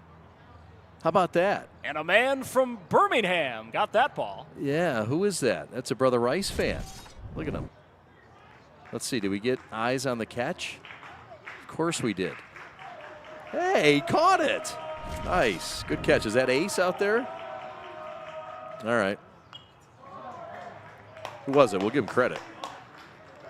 Who? Now, I didn't see on the first replay. Did he catch that on the fly, or was that a bounce? I don't know. David Forrest is the videographer on this that makes the fine transition to see that catch by that man. We'll try to get his name and number. Hey, by the way, anybody out on the YouTube chat, please chat it up. Where you at? Who you rooting for? What's your final score prediction? Great at bat, Preston Duff. Laid off that breaking ball from Illich, and the Eaglets have got a couple on. What an at bat from Preston. I mean, this is special. This kid comes in, Illich gets ahead of him, and Duff works him for a walk. And so, no activity in either bullpen. It's Illich. It's his game. It's Tuvalion's game. And now he's facing one of the best hitters in the state in Crichton.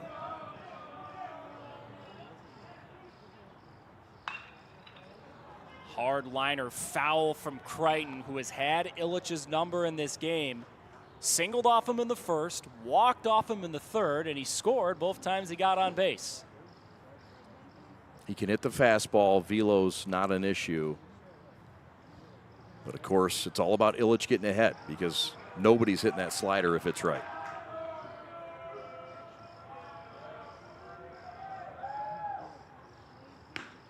Blew the heat by him. Crichton goes down, and Illich has got another strikeout in this fourth. Just a good old country hardball for the future Rebel. Look at this. Rears back. He's strong now. And that thing just was a 4-seaman seed. Impressive. Maybe the hardest of the day, but more importantly, that location was beautiful. Third time up for Nate Bauman. I mean, look, Illich in this game, Chad, you and I have talked about it. Does this look like vintage Blake Illich? No. But could it be worse? Yeah. Left two on base in the third, and now if he can get Bauman here, he'll leave a couple of Eaglets on again in the fourth. That's one of his intangibles, his competitiveness. It's plus. Even up the count, 2-2. And you reference back to when St. Mary's had the bases loaded, nobody out. They only got one run. Here, you know, they're in a situation. Couple guys on, one out. No outs. Illich battling back.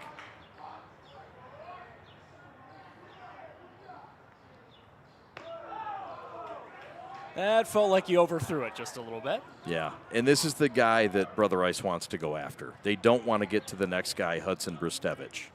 So really, this is a Illich. He should be giving him a fastball down the heart of the plate and avoiding the next hitter like the plague. This is the guy you want if you're Brother Rice.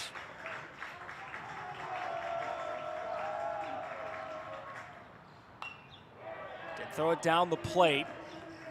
Bauman spoils it, Chad, and here's a development. Cole Duhame, who we would have thought Brother Rice would want to start next game in the championship. Number 35 for the Warriors. You can see him behind Illich. He's running up and down, getting loose down that right field line. The leash for Illich maybe getting shorter and shorter. Interesting. It sure is. Here's your payoff. And Bauman, yet again, giving Illich a battle. 65 pitches now for Blake Illich in this game. The Notre Dame commit has had a big year. 404 average, 11 doubles, 7 home runs, 36 runs driven in. Hit a home run at Seaholm the other night. And here he is with the table set.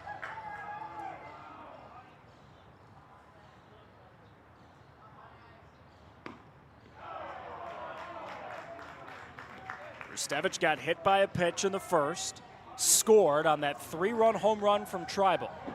Also singled to right field, turned around an Illich fastball in the third.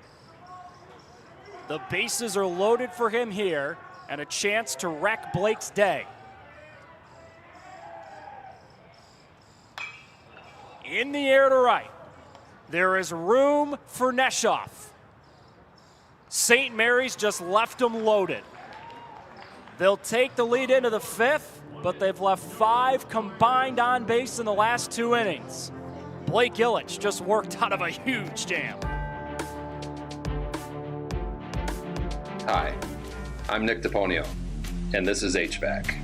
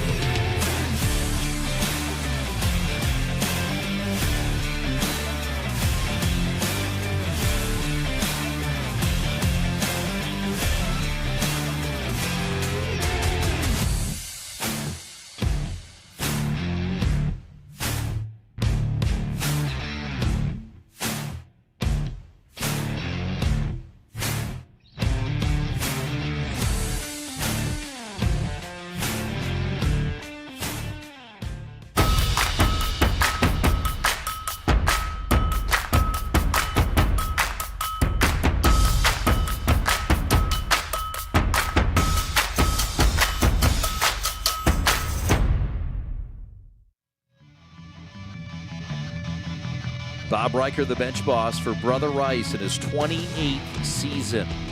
700th win last year. And this guy has done all kinds of great things at Brother Rice. 12 of the 14 titles in the Catholic League belong to this man. Went to Brother Rice, grad of 1985, went to Central Michigan, Fire Up Chips, and was drafted by the Detroit Tigers. And a state title to his credit in 2008, runners-up last year, and 16 district championships. Bob Riker, one of the good ones. And there he is as we get set for the top of the fifth. Chad Bush and Evan Stockton with you from the Corner Ballpark, formerly known as Tiger Stadium, Briggs Stadium, Navin Field. But today it's the home of the semifinals in the Catholic League. Swing and a miss. Paul Tuvalian is on the mound, and he is dealing. And he is dealing to the cleanup hitter Cole Vandermeed, who's a dangerous hitter who could swing the tide of this game in one at bat. You know, Vandermeed's one of those guys. I want you to look at his left leg, his front leg. It's wide open. So power hitters like to do that because they feel like they can generate more power with a bigger load, but leaves you susceptible to strikeouts. Open stance, too, and he draws a walk. So Tuvalian has had trouble with walks today, and he's just dealt up his 5th walk of the day to the 4-hitter. And now it looks like Nick DePonio might go and make a move, and he will. So that's going to do it for Paul Tuvalian. And we'll find out about the new Eaglet pitcher on the other side of this timeout. So 1 at bat in the 5th, and St. Mary's goes to the pen. We're back to find you a little more info on who it is right after this. At Alliance Catholic Credit Union, we're your financial guardian angel. We're here to help you achieve your dreams. A new home, a Catholic education, that business you are working to build. We're here to support the goals of your family, your retirement, and the community that surrounds you. We're here to offer your trusted financial services inspired by Catholic values. And like your guardian angel, we'll always be by your side. Federally insured by NCUA, Equal Housing Lender. The store is set up. He's got the order, And he's off. It's a full court press. These brands are knocking it out of the park. This, my friends, is the speed we've come to expect from this team. Just look at the precision of that move. And it's out of here.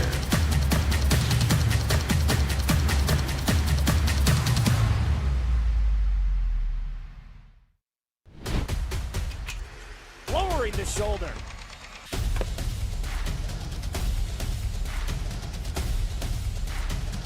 Swing and a miss. McGinley scores! And it's going to be a challenge for us. I mean, they're a really talented football team. I think everybody knows that. Four wide receivers. Pressure. Steps up. Marshall wants to run again. Cuts down the middle of the field. All alone. Touchdown! Warriors! What a cut.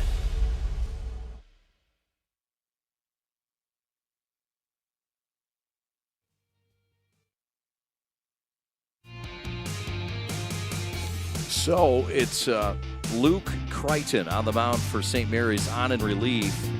The day is over for Paul Tavalian. He'll be responsible for the runner at first. And Luke Crichton comes on, the Indiana commit. 32 and a third innings pitched, 3-2 record, 51 strikeouts, and a 1.73 ERA for the two-way Luke Crichton, the junior who moves in from third base. Drew Tribal will move to third, and Derek Conrad will come in off the bench to play first. What do you think about the move and when it was made and the move to Crichton? I like it. I maybe would have stayed with Tavalian a little longer, to be honest with you, but I like it. Look, it's a game you got to win to get to a championship game. Just the other side of it is, depending on how hard Crichton has to work, hypothetically, it's not as stressful an outing, and you can turn him back around and pitch him later today. But this could play dividends down the road. But we'll see. Yep. Runner at first is Vandermeed, and that's a strike. Tristan Turner, the batter, 446. He leads this team in average. The junior first baseman, with Cole Vandermeed edging off of first. Luke Crichton out in relief.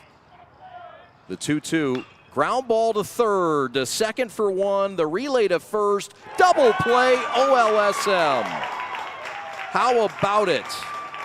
Tribal to Klein to Conrad. Newly inserted at first. It's an eaglet double play, and the base is erased.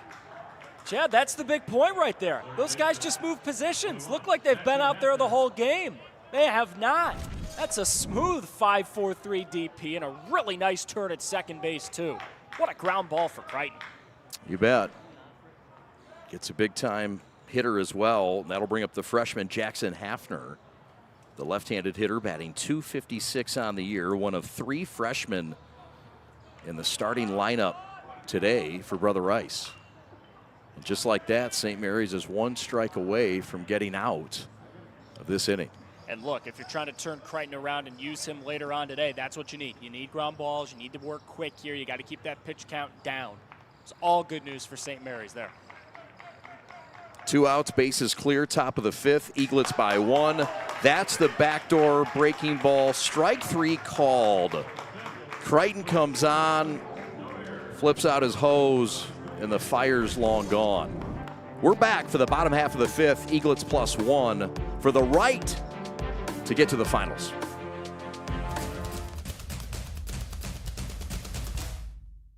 As the voice of Michigan's student athletes, the Student Advisory Council's role is to convey the message of how high school sports should be played. We are responsible for helping the MHSAA maintain a positive and healthy atmosphere in which interscholastic athletes can thrive. We believe that athletes should be competitive, sportsmanlike, and excel academically. We believe that students in the stands should have fun, but not take away the focus from the game. We believe coaches should act like teachers, helping student athletes develop while still keeping high school sports in perspective. We believe that parents should always be positive role models and support their child's decisions. We believe officials commit their own time to high school sports, and respect should always be shown and given to them. The most important goal for student athletes is to enjoy high school sports while keeping a high level of respect between all those involved in the games. Enjoy the game.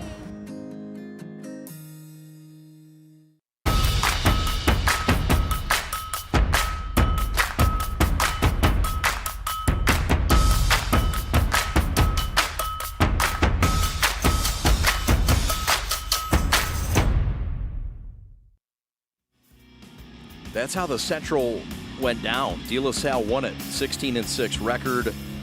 Nobody saw the Pilots coming this year, and they came with Dan Cimini in full force and earned that #1 seed. They'll play next. St. Mary's, the 2 seed, edged out Brother Rice by just a game, who comes in the 3 seed. St. Francis de Sales is not competing in this tournament. They've got a state tournament in the OHSAA. So they eliminated themselves from the tournament just due to a conflict with their state tournament. That left St. John's and Detroit Catholic Central. St. John's knocked off Catholic Central for the right to get here. And they will play later in Game 2 against De La Salle. UAD almost came back against Brother Rice. Brother Rice held on to a 1-run lead. And Toledo Central Catholic, way better than that 0-11 record, I promise. Those are the 8 teams in the Central Division and how they finished in the regular season. Now then, this is Drew Tribal, the batter. He's had himself some kind of day, Evan. Sure has. Both at the plate with the 4 driven in and that big 3-run home run in the first, and just helped to start the pivotal double play for St. Mary's defensively in the top half of the inning. 30 runs driven in now, 3 home runs, and out in front of that off-speed pitch by Blake Illich. Don't forget, you can join on the chat. Good to see everybody out there on the chat. We'll get to them in a moment on our YouTube channel. If you could subscribe, it's free. We've got a lot of high school action coming your way. That one's foul back. Who do we got, Chad? Who's watching? Joe Mooney, who's wondering why he isn't doing color commentary. He says that guy is fire. Well, I don't know, Joe. Like, you were last night covering your son in Akron, who plays for the AA Indians. The Rubber Ducks. I assumed you were there for the series, Joe. I'm sorry. I mean, the man's in a different town every night, doing good things and goodwill, and we miss Joe. We love Joe. You guys split the series a couple weeks ago against De La Salle. So he's just a little angry that I beat him at Oakland Hills with my handicap included. He smoked me, if we're playing straight up. Drew Tribal awaits the Blake Illich pitch. We also hear from Pat the Stat, Pat Bush, who is in Mount Pleasant. He's watching, and want to say we hope Pat's mom and my grandmother, Grandma Danny, feels better. She's in Mount Pleasant, not feeling well, and that's where Pat's at today. So thoughts are with you, Poppy.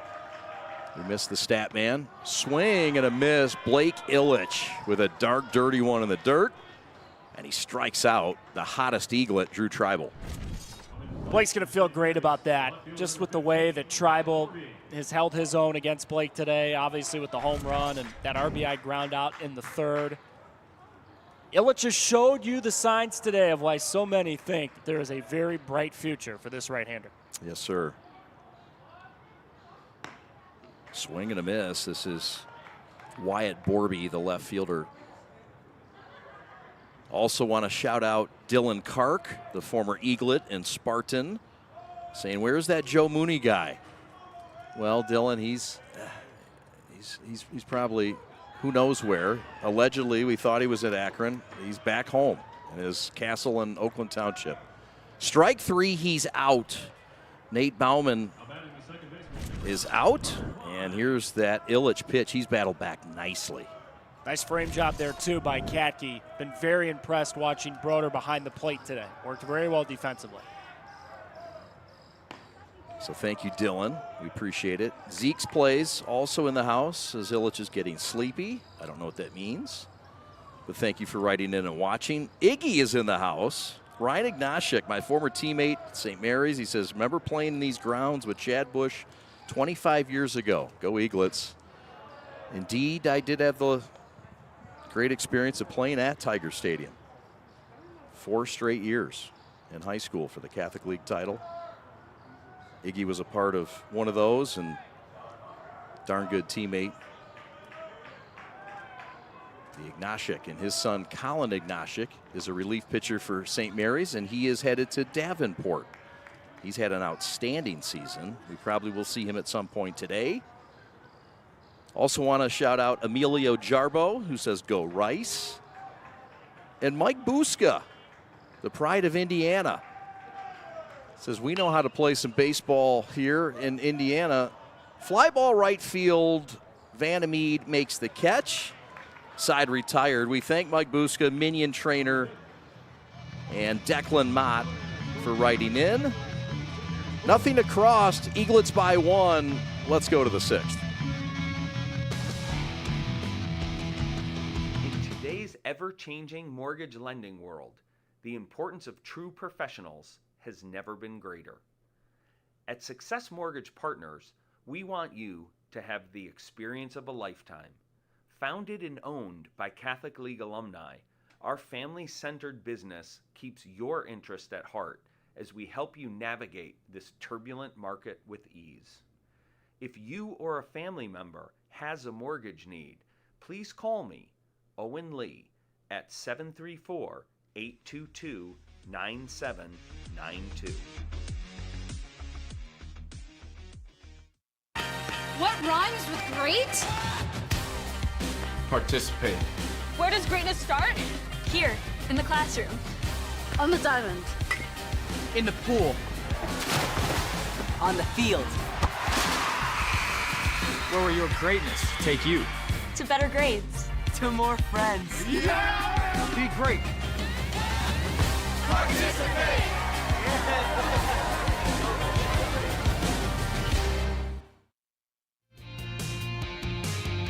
We are the Prep, proud to be the broadcast partner with the Catholic League. Follow us on our social medias. And if you like a game, you want to broadcast, you want to be a sponsor, you have comments, questions, email us, info@theprepsports.com. Find us on our social medias. Thanks for watching on our YouTube channel or on NFHS. Meanwhile, Luke Crichton continues to hum. He faces the 7, 8, 9 hitters. The first one, Freddie Beyer, and he's punched out with 2 quick strikes. Crichton comes on to get out of the mess in the 5th, got that ground ball double play, and then struck out Hafner. And now Beyer, who was just a nuisance back in that 4th inning against Tavalian, goes down quickly against Crichton here. He's meant business, Chad, since he's come into the game. He has. C.J. Hornberger, the batter, the DH, batting .244. Righty against the lefty. And that pitch is low. Want to say hello to the Schwarzenegger. How about the Schwarzenegger? We haven't seen him in a minute on sabbatical, but he's still watching. That's a good teammate. Says, what a game. Awesome coverage by the Prep. Thank you, Matt. Michigan. Want to say hello to Hadis. And also Declan Mott. Thanks again to Mike Buska for writing. Another strikeout as Crichton has just come through and hot knife through butter through this Rice lineup. He strikes out Hornberger as well. Now, CJ didn't like the call, but Crane's just come into this game and meant business, so the home plate umpire is giving him the benefit of the doubt. And this is what you got to do. Bottom of the lineup, no funny business. Crichton looking excellent since he's come from third base onto the mound. Well, somebody requested that this man come in and pinch hit and DH, and that's exactly what happened on the message board. And he grounds out. So Stanton comes on, pinch hits, grounds out. Quick inning, 1, 2, 3 for Crichton and the Eaglets. We go to the bottom half of the 6th in this semifinal. 4-3, St. Mary's lead over Brother Rice. At Alliance Catholic Credit Union, we're your financial guardian angel. We're here to help you achieve your dreams. A new home, a Catholic education, that business you are working to build. We're here to support the goals of your family, your retirement, and the community that surrounds you. We're here to offer your trusted financial services inspired by Catholic values. And like your guardian angel, we'll always be by your side. Federally insured by NCUA, Equal Housing Lender. Every high school sporting event in the state of Michigan has one thing in common: officials. Every game, every meet, every match. Without officials, there'd be no touchdowns, no three-pointers, no face-offs. Without officials, there'd be no games. Officiating is a great way to give back to your community and stay involved with the sports you love. And officials are needed now more than ever, because without officials, it's just practice. Lowering the shoulder.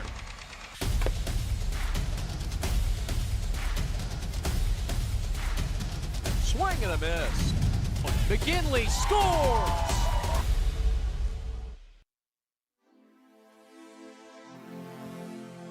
Ah, there it is, the D. Detroit City. Beautiful view from right here at the corner ballpark. Thanks to Vic Michaels, Executive Director of the Catholic League. Mike Evoy, Assistant Director of the Catholic League. They're in the house, ready to present that trophy. Gonna have to wait till that 6 o'clock game is over. And the game that was supposed to start at 4 has now been pushed back to perhaps 5 or later. That's not official, that's just common sense. We're in the bottom of the 6th. And who knows what may happen. A lot of game left. Anthony Alezai, who has a single today, leads things off for St. Mary's. Evan Stockton. So Illich so far in this inning, coming with a lot of gas, the fastball. Love that slider with 2 strikes today. But when a pitcher starts throwing primarily fastballs late in an outing, they know that the gas tank is starting to empty here, and the day is coming to an end for Blake. Yeah, it's the pitch count starting to move up just a bit. And as we've talked about, I mean, you see the signs from Illich. He's on the verge here. If he gets Alezai, it would be 9 strikeouts. But St. Mary's has really battled against him. I've been impressed by both sides. Yep. The Michigan State commit against the Ole Miss commit. Oh, what a scene down in Oxford, Mississippi it is at a baseball game. The red solo cups, the tradition of tipping and throwing in the air after a home run. Here's a soft liner up the middle. That's a base hit for the future Spartan. Alezai with his 2nd hit today, and it leads off the Eaglets' 6th with some promise. And this is what has hurt Illich today when he's run into issues, just pitches that catch too much of the plate. Is this a horrible pitch? No, of course not. Alezai puts a nice swing in the ball. But if you're Illich there in that situation, can't leave it up. And Alezai, talented, smart, solid swing. And St. Mary's has that leadoff guy back on, Chad. They have done this a lot today. They've hit the leadoff guy on in 4 of the 6 innings. It's the 5th hit today for the Eaglets. Brother Rice has 4 hits. Illich will face Derek Conrad, who came in as a defensive replacement when the Eaglets went to the bullpen and brought in Luke Crichton. Derek Conrad is a Macomb, Dakota transfer. He won a state title in football already this year in the fall for head coach and athletic director Jermaine Gonzalez for the Eaglet football team. He's tardy with this fastball, and he's out on strikes. Illich has strikeout number 9. If you're Illich here, you want to finish this thing strong. We've seen Duhame start to warm for Brother Rice. They're hoping that they still have a shot to use him later today. They're going to come back in the 7th inning, of course. I mean, that's just pure heat in situational baseball from Illich. He knows, pinch hitter, cold. Let's see what he's got. Yeah. Bunt for Duff, and it's going to go wide. Shout out to the Eaglets trainer, Kelly Garbig, who is apparently posting under the alias of Minion Trainer. She said, "You didn't shout me out." I said, "Well, hey, I didn't know you were Minion Trainer." Now we all know. Now everybody knows, Kelly. Haha. She says girls softball is tied at 3 in the bottom of the 1st versus Yale. Thank you, Kelly. Shout out to her mom in Ohio as well. Doing great things. Pitch up and away to Preston Duff. New to varsity this year, had a solid JV season. Kind of came up the old traditional way, Evan. So many of these players start on varsity as a freshman. Duff has kind of earned his stripes, and he's in a big spot here. Means a little more when you got to earn it in a really good program like this, too. You bet. The pitch from Illich, that's fouled back on to the Corktown, Detroit streets on this cold, windy Thursday afternoon as we get set for Memorial Weekend. Is it Memorial Day weekend already? I know. It's weird, right? When it doesn't happen at the end of the month. I keep forgetting it's Memorial Day on Monday. Yeah. Crazy, crazy.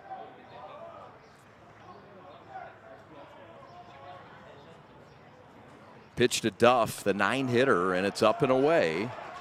We are on the grounds of the former Tigers Stadium, where the Detroit Tigers won their last title in Major League Baseball in 1984. The rain and the wind starting to go. There goes the runner as well. Pitches low, and Duff draws a one-out walk. Ilitch has been able to pitch around Eaglet base traffic all day, Evan. Do they trust him enough to stick with him here? Well, yes, I would think so, but also, let's call a spade a spade. It started to rain, it's windy, it's cold, and that's hard for a pitcher because it's all about grit. And they will take him out here. I think they're sensing the situation. If they're going to rally back and try to win this thing late, you probably can't afford to give up any more runs here. So Ilitch is out, and as we talked about all day, we saw the flashes from him, but we also saw some really strong work by the St. Mary's hitters to get to Blake early and put a lot of traffic on the base paths against him. Yeah, and so it will be up to Cole Duhame to see Ilitch.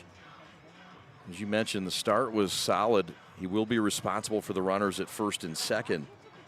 But right now, the line on Ilitch is 9 strikeouts, 5 walks, 4 earned runs, 5 hits, and 5 1/3. And so he threw 92 pitches, 60 were for strikes. And now we get to find out a little bit about the Virginia commit Cole Duhame, who is anticipated, much like Crichton, to throw in Game 2, but got to live for today in these playoffs. What should we know about the lefty Cole Duhame?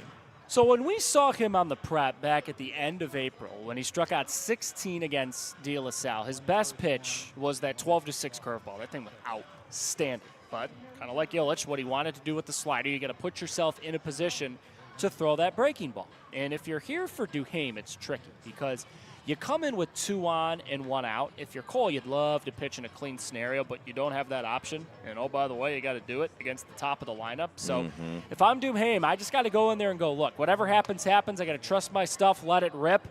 And if you're Duhame, you're hoping you don't hang one. If you're St. Mary's, you're hoping he does hang one. Because if they get a couple of runs here, I know the game's not over, but you balloon the lead from 1 to 3 with the way that Crichton has pitched in relief today, kind of feels like the game's over. Yeah, I would agree with that. Duhame last pitched on Saturday against UAD. And in that game, he came on in relief of Ilitch and pitched 2 innings. He gave up 3 hits, 4 runs. He walked 2 and he struck out 3. So kind of an un-Cole Duhame-like outing. This will be a good gauge to see how he's bounced back from that outing last Saturday. Luke Crichton will bat with runners at first and second.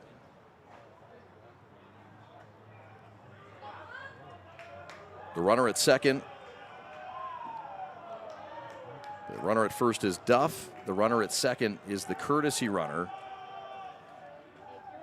for Orchard Lake St. Mary's. Is that?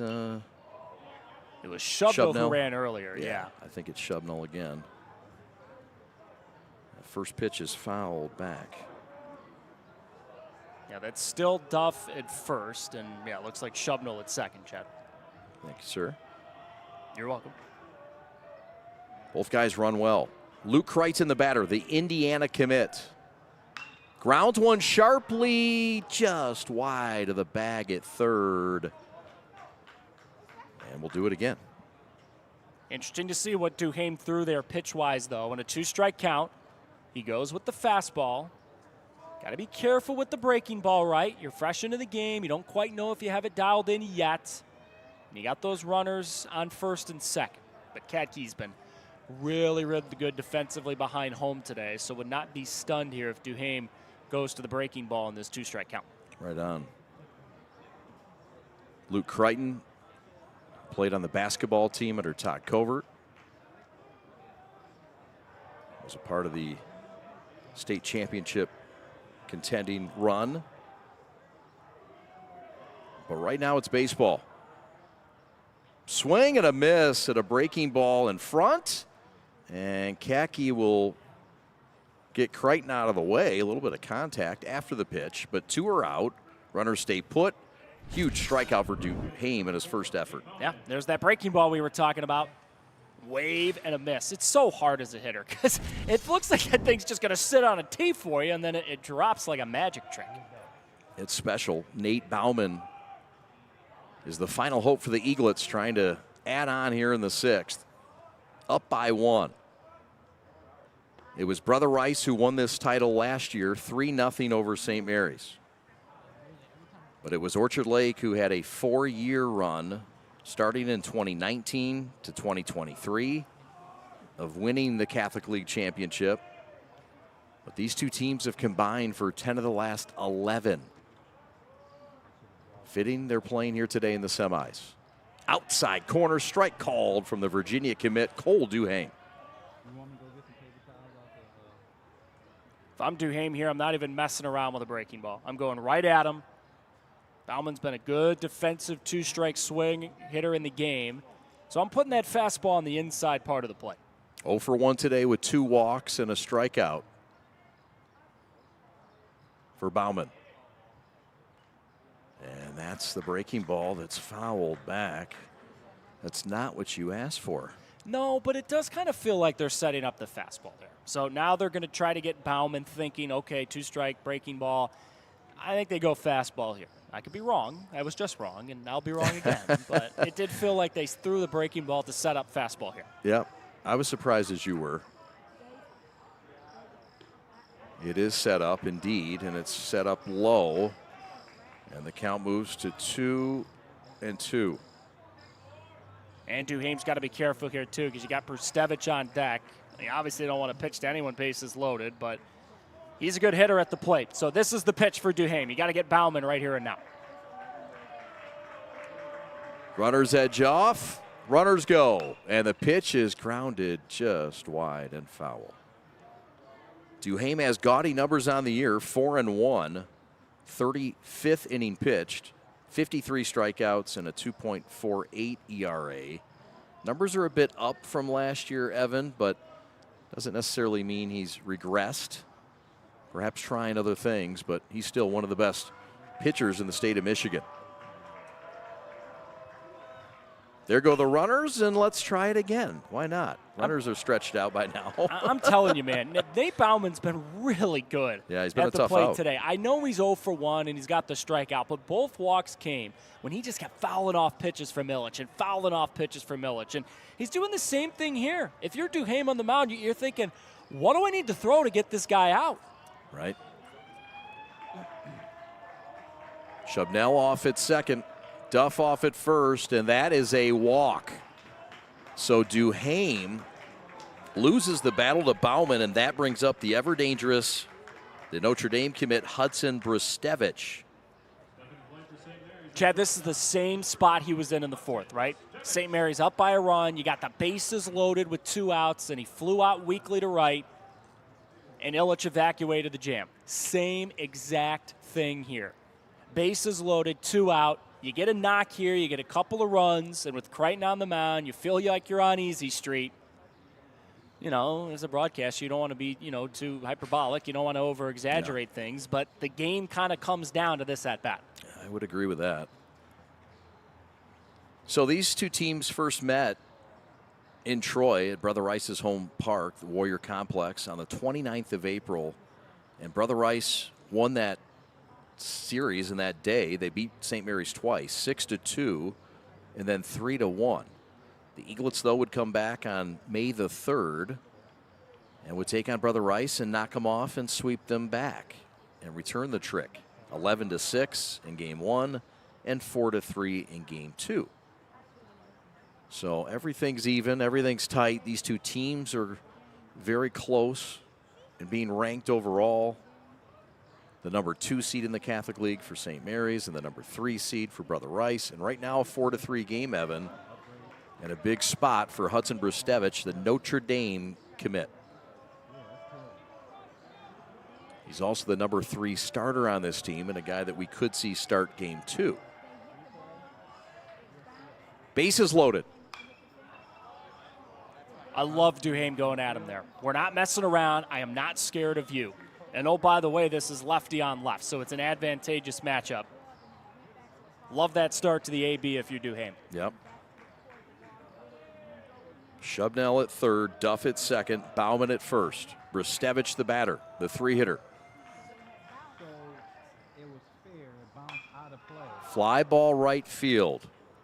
Neshoff should handle it, and he will in the corner. So the Eaglets leave the bases loaded again. Brother Rice gets out of it, and they've got a chance now as we go to the top of the 7th. Final call in Detroit in the semifinals. Hi, I'm Nick DePonio, and this is HVAC.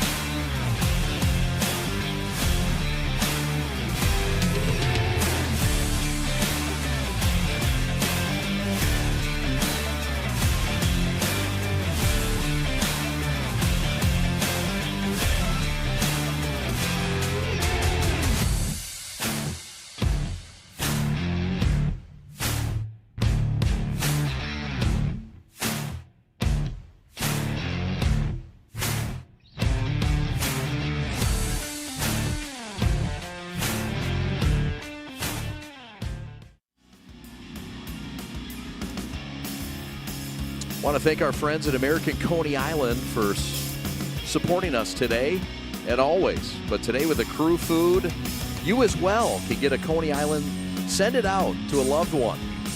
Yeah, they send them out of their location in Detroit. American Coney Island has the Coney kits, and they'll send them to you right to your front door. The legendary Coney, just scan that QR code, get those kits, and enjoy American Coney Island wherever you are. Here for the play-by-play for the 7th inning is Evan Stockton. And it is all set up for one heck of a finish. Creighton throws ball 1 to Cash Vandermeed. Creighton came on out of the bullpen, put out the fire in the 5th, and worked a quick 1-2-3 6th. But now he's got to face the top of a Brother Rice lineup that has been on base a lot today. Cash Vandermeed leading off, has singled and walked. Then Neshoff and Katke after that.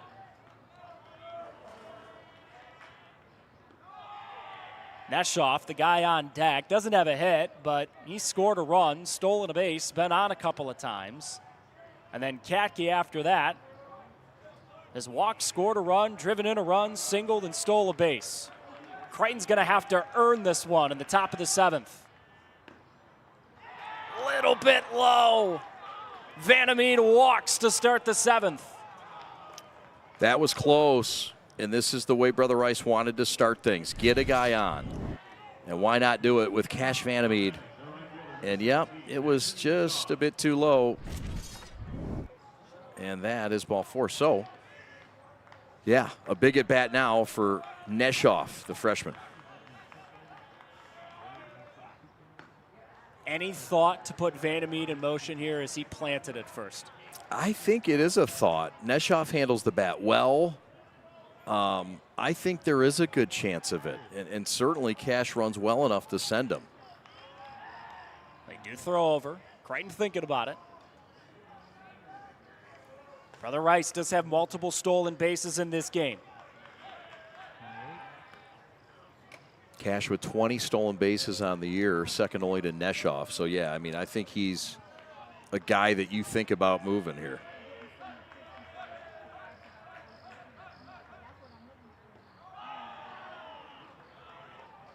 Two and 2 on Neshoff. Winner of this game plays for a Catholic League championship later on tonight. They'll get the winner of De La Salle and St. John's Jesuit out of Toledo, who play in about a half hour after this one ends. It's been a great baseball game, Chad. St. Mary's off to the 3-0 lead early on the tribal homer. Rice battles back and ties it. Then St. Mary's scratches across the run and takes the lead in the 3rd. Again, Creighton doesn't get the call, and the count fills up again. You know, Evan, this game has vibes of that 2021 Brother Rice St. Mary's 8-inning affair at Jimmy John's Field that went to extras. Ball 4. Back-to-back walks to start the 7th.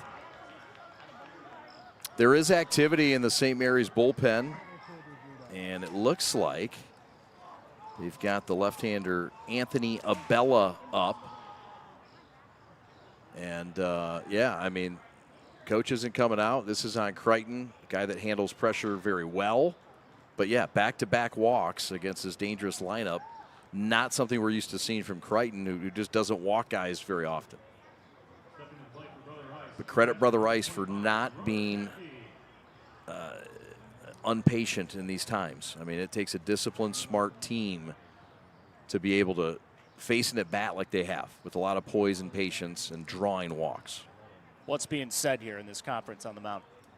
I think they're talking about situational baseball. If he's going to bunt, here's what we do. It's khaki. Not likely he's going to bunt, but we've seen crazier things happen. And I think they're setting up the defense for what could potentially be getting the force. But it all starts with throwing strikes. If you're going to walk khaki, then you're in trouble. So I think that it starts with you got to throw strikes. Let's be smart defensively, and let's get the force out in the right base. Pat Mish out again to have that conversation.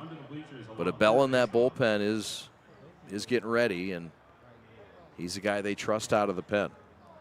For what it's worth, the next 3 Brother Rice batters, Katke, Vandermeed, and Turner. Katke's a righty. Cole Vandermeed is too. Yeah, they're all righties. He did show bunt, and Crichton got the strike call that time on the breaking ball. Yeah, I mean, Riker can play some old school baseball now and again. Not your conventional guy to bunt, but baseball's baseball. Trying to keep this game going. 2 on and nobody out. Last inning, the 7th.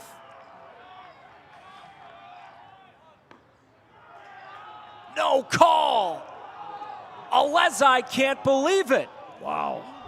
The strike zone this inning is the size of a bread box.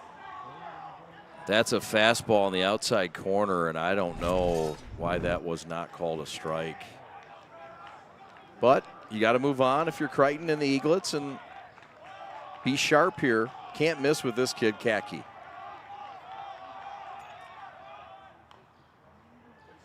Drops it foul behind home.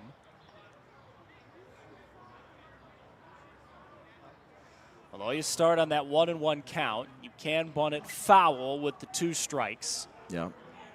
Now will he keep it on? Right. I don't think so. Not with a guy like Katke. But, I mean, Bob Riker, you can tell. I mean, he's frustrated he can't get it down. Now he's in a spot where he's forced with 2 strikes to handle this at bat.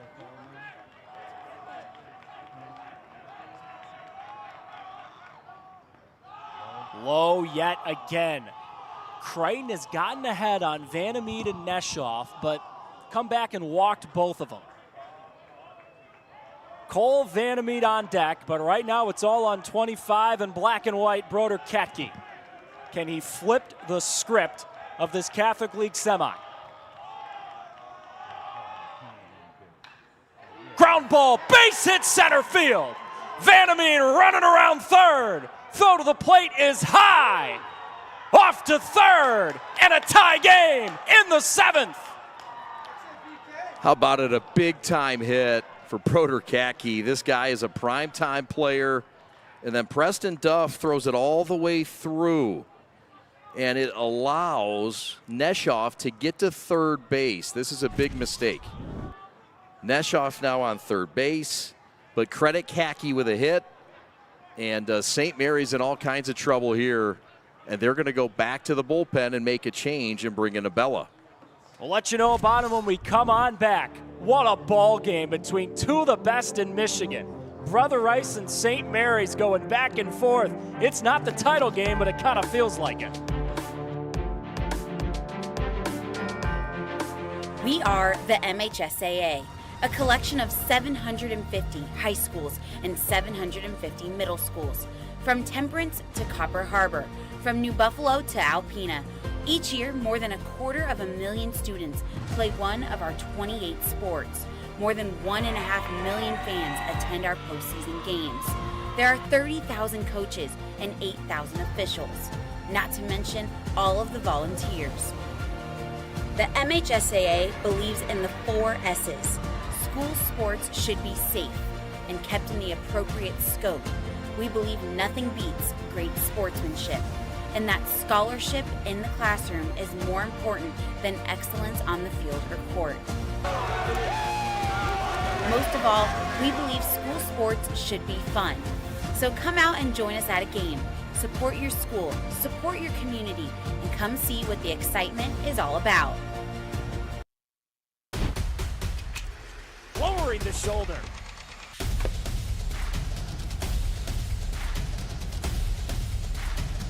Swing and a miss. McKinley scores!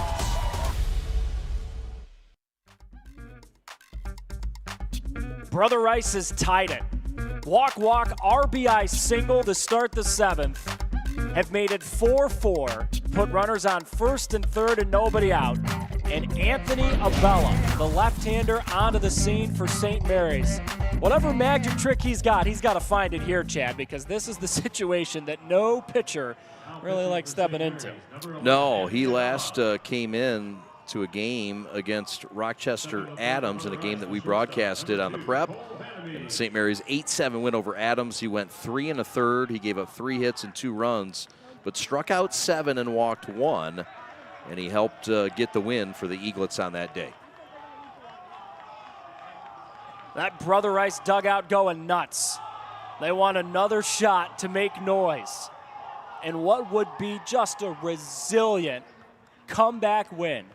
A day where their starter, Blake Illich, was he good? Yeah. Did he have his best stuff? No. But they have battled, they have stayed in the fight, and they are on the verge of taking their first lead. He hit him. Yep. Loaded up with nobody out. Dream scenario if you're Tristan Turner, and here's another look at the Abella breaking ball that just busts in and gets him on the kneecap. And all kinds of trouble right now for St. Mary's. But Brother Rice loves this spot with Tristan Turner and his gaudy .450 average. Still looking for his first hit today. Did drive in a run on a fielder's choice ground out back in the 3rd.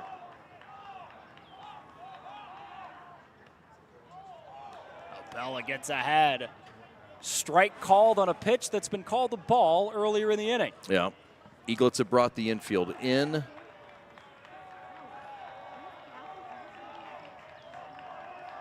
Does Tristan Turner have the magic touch? Rips it foul. Woo. That was a whistler.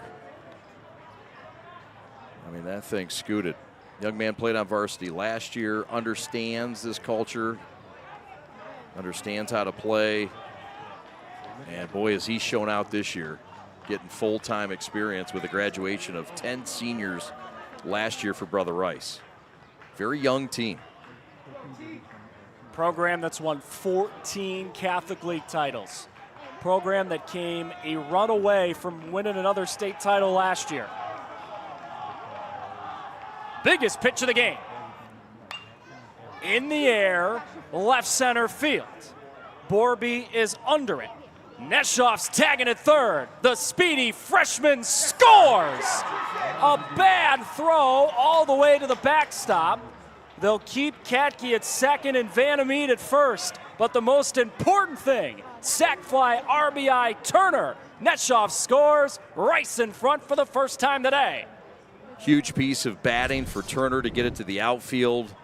And just enough space to get the runner in from 3rd. Crichton clips it, throws, but the backstop and the backup by the pitcher helped out. But look, Rice is looking for more right now. They want more than 1 run. After grounds it to 2nd, Klein the shovel for 1 and the relay back. That's 2. St. Mary's gives up the lead, but Abella limits damage. Brother Rice rallies back, takes the lead in the top of the 7th, and they're 3 away from playing for a Catholic League title tonight. In today's ever-changing mortgage lending world, the importance of true professionals has never been greater. At Success Mortgage Partners, we want you to have the experience of a lifetime. Founded and owned by Catholic League alumni, our family-centered business keeps your interest at heart as we help you navigate this turbulent market with ease. If you or a family member has a mortgage need, please call me, Owen Lee, at 734-822-9792. The store is set up. He's got the order, and he's off. It's a full court press. These brands are knocking it out of the park. This, my friends, is the speed we've come to expect from this team. Just look at the precision of that move. And it's out of here.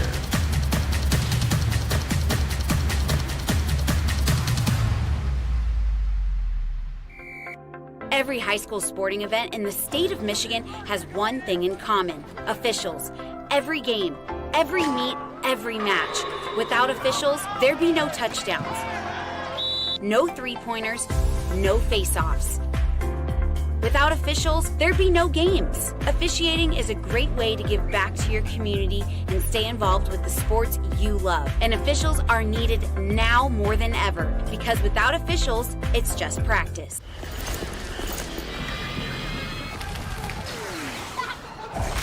Look, everybody wanna go and talk.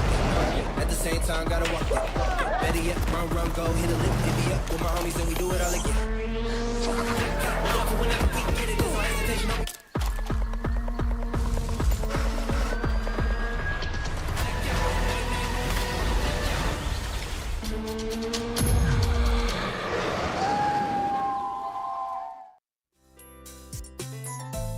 Primetime matchup to start the bottom of the 7th. Drew Tribal, who homered in the first against Cole Duhame. A Brother Rice dugout that has got great big smiles because they just scored twice in the top half of the 7th to take their first lead. But Tribal's driven in all 4 for the Eaglets. Ripped. Foul. Drew's feeling really good. Obviously, 4 RBIs on the day and that smooth swing out in front there. If you're Duhame, you got to be careful with him. You can find the seats in a hurry. Just got to be careful with your location. Nothing down and in.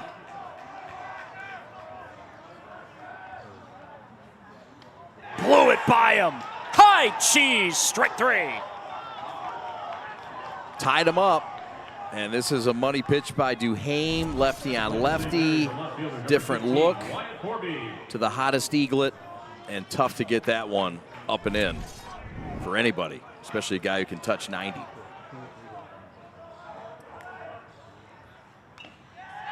Wyatt Borby got the piece of Katke. As Katke's down in pain. This is one of the toughest ones here for a catcher. Borby, I think, got him where no man wants to get hit. Yeah. Ay, ay, ay. Well, after this one's over, we will have Warren de La Salle, the #1 seed, taking on St. John's Jesuit of Toledo. Our friends from the South have found their way to the semifinals for the first time in league history. I mean, with the Toledo team here, I know we had American Coney Island earlier today, and we appreciate them more than you know, but where's Tony Pacos? I mean, if you got a Toledo team here, I mean, come on. Yeah, Tony Pacos is good, just not as good as American Coney Island. That's true. Got to stick up for the home state and the hometown. Yeah, and I honestly feel that way. Tony Pacos is good. It's a different kind of chili. It's not my cup of tea. I was just up in Mount Pleasant, had a coney dog at the Pixie. Okay. And that's a different kind of coney dog. You know, it's funny, you go outside of these different regions, and these conies all taste a little different. But nothing tasting better right now to Brother Rice than throwing strikes and having momentum. And the thoughts are with their catcher, Broder Katke, who is finally up, the Duke commit. You know, I don't know who came up with the term, but Broder Kadke is wearing all that catcher's gear, and they like to call all the catcher's equipment the tools of ignorance. We got to change the name. It's tools of toughness. I mean, the poor guy just got nicked by a foul ball, shake it off, jump up and down on a day where it's 50 and it feels like 40. It's May 22nd in name only. And he's expected to get back down there and probably block a breaking ball from Duhame here. Yeah. Broder Kadke's the toughest guy in Detroit right now. Yeah, you got to be tough and smart to play that position, despite the name, tools of ignorance. Kadke's all of that. And he's going to have to put himself together here and get down. But in all seriousness, and it looks like he's okay, I mean, Brother Rice has all the momentum. And it kind of stops for a second. And we'll see if they can pick it back up. But they've got the edge right now, and they've got all the momentum in this game.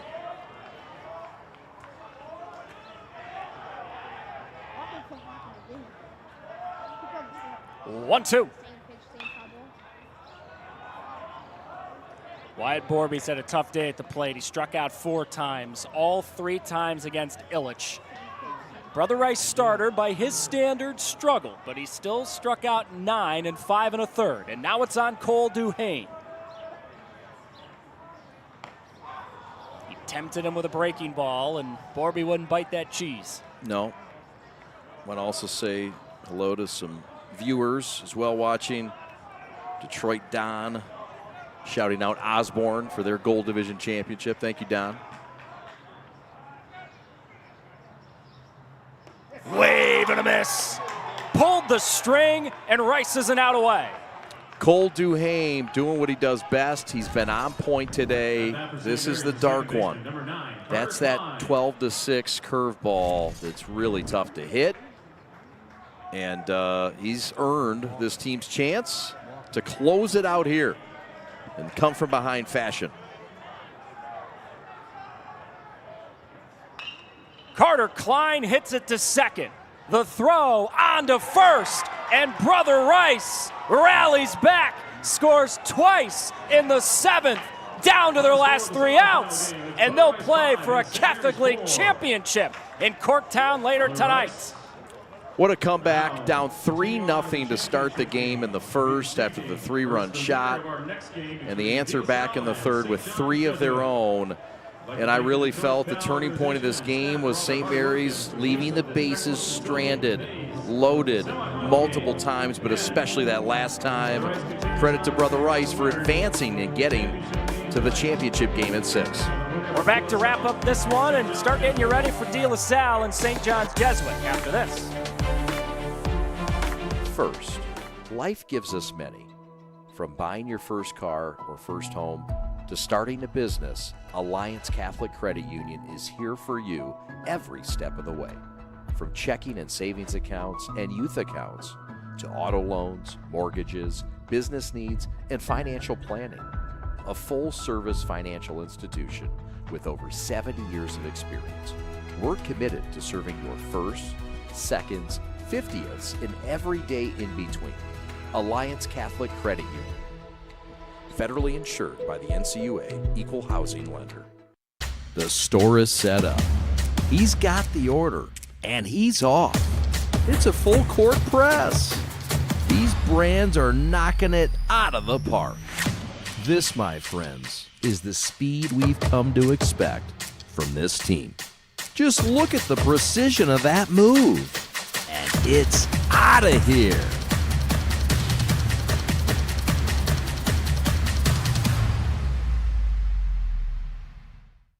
In today's ever-changing mortgage lending world, the importance of true professionals has never been greater. At Success Mortgage Partners, we want you to have the experience of a lifetime. Founded and owned by Catholic League alumni, our family-centered business keeps your interest at heart as we help you navigate this turbulent market with ease. If you or a family member has a mortgage need, please call me, Owen Lee, at 734-822-9792.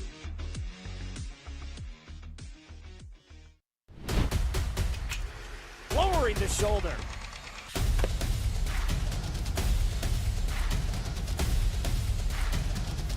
swing and a miss. McGinley scores! And it's going to be a challenge for us. I mean, they're a really talented football team. I think everybody knows that. Four wide receivers. Pressure. Steps up. Marshall wants to run again. Cuts down the middle of the field. All alone. Touchdown! Warriors! What a cut.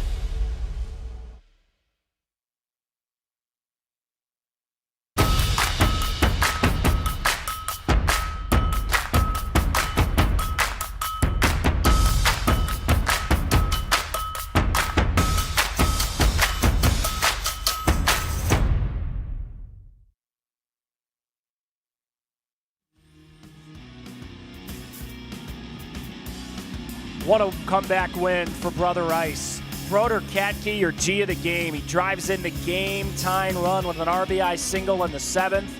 Couple of hits, couple of runs driven in, and he played some brilliant defense, Chad, behind home plate. I mean, you said it. St. Mary's controlled this thing nearly wire to wire, but what killed them? They left 8 on base in the game. They left the bases loaded in 2 different innings down the stretch, and what a resilient effort. What a win for Brother Rice. Yeah, you have to hand it to Brother Rice. They got out of situations, pitched out of traffic on the bases consistently throughout the day, and they'll have a chance to go back-to-back thanks to the relief pitching of the left-hander Cole Duhame, the timely hitting from Broder Katke, Turner with some big hits, patient at-bats, Vandermeed, and then, hey, look, like you said, Blake Illich didn't have his best stuff, but he had good enough stuff to get him through to the 5th. And then Cole Duhame, when he got a 1-2 punch like that. Eaglets had their time. Tribal with a big day, 4 RBIs. And then that big start by the Eaglets on the 3-run home run, all that momentum. But they did not score again until after the 3rd inning. And yeah, Evan, just not a recipe for success when you're shut out for the final 5 frames. Blake Illich navigated danger for much of the day, and then Cole Duhame started snapping off breaking balls. That was the hit of the game. Broder Katke has the knock to tie the game in the 7th. Chase Creighton from the game. Anthony Abella had to come out of the pen. Brother Rice would not be denied in that 7th inning. Tristan Turner had a sac fly RBI to get the winning run across. And Brother Rice finished the job in the 7th. They will play for a 15th all-time Catholic League title later on tonight. Question is, who are they going to play? We'll have that second semifinal game coming up for you between De La Salle and St. John's Jesuit out of Toledo. That game should start likely around 5:30. Don't have official time on that yet. We've got the other stream set up for you on the prep, and we'll make sure to put in the chat what official time first pitch of our second game is. So we'll sign off for now. For Chad, the whole crew, Evan saying thank you for watching, but we still got 2 more baseball games coming up today. Go grab a snack, go grab a beverage, and come on back. Hopefully the rest of the day is like that first game, because that was an awesome one. Brother Rice rallies back and knocks off St. Mary's. They're playing for a title later on tonight.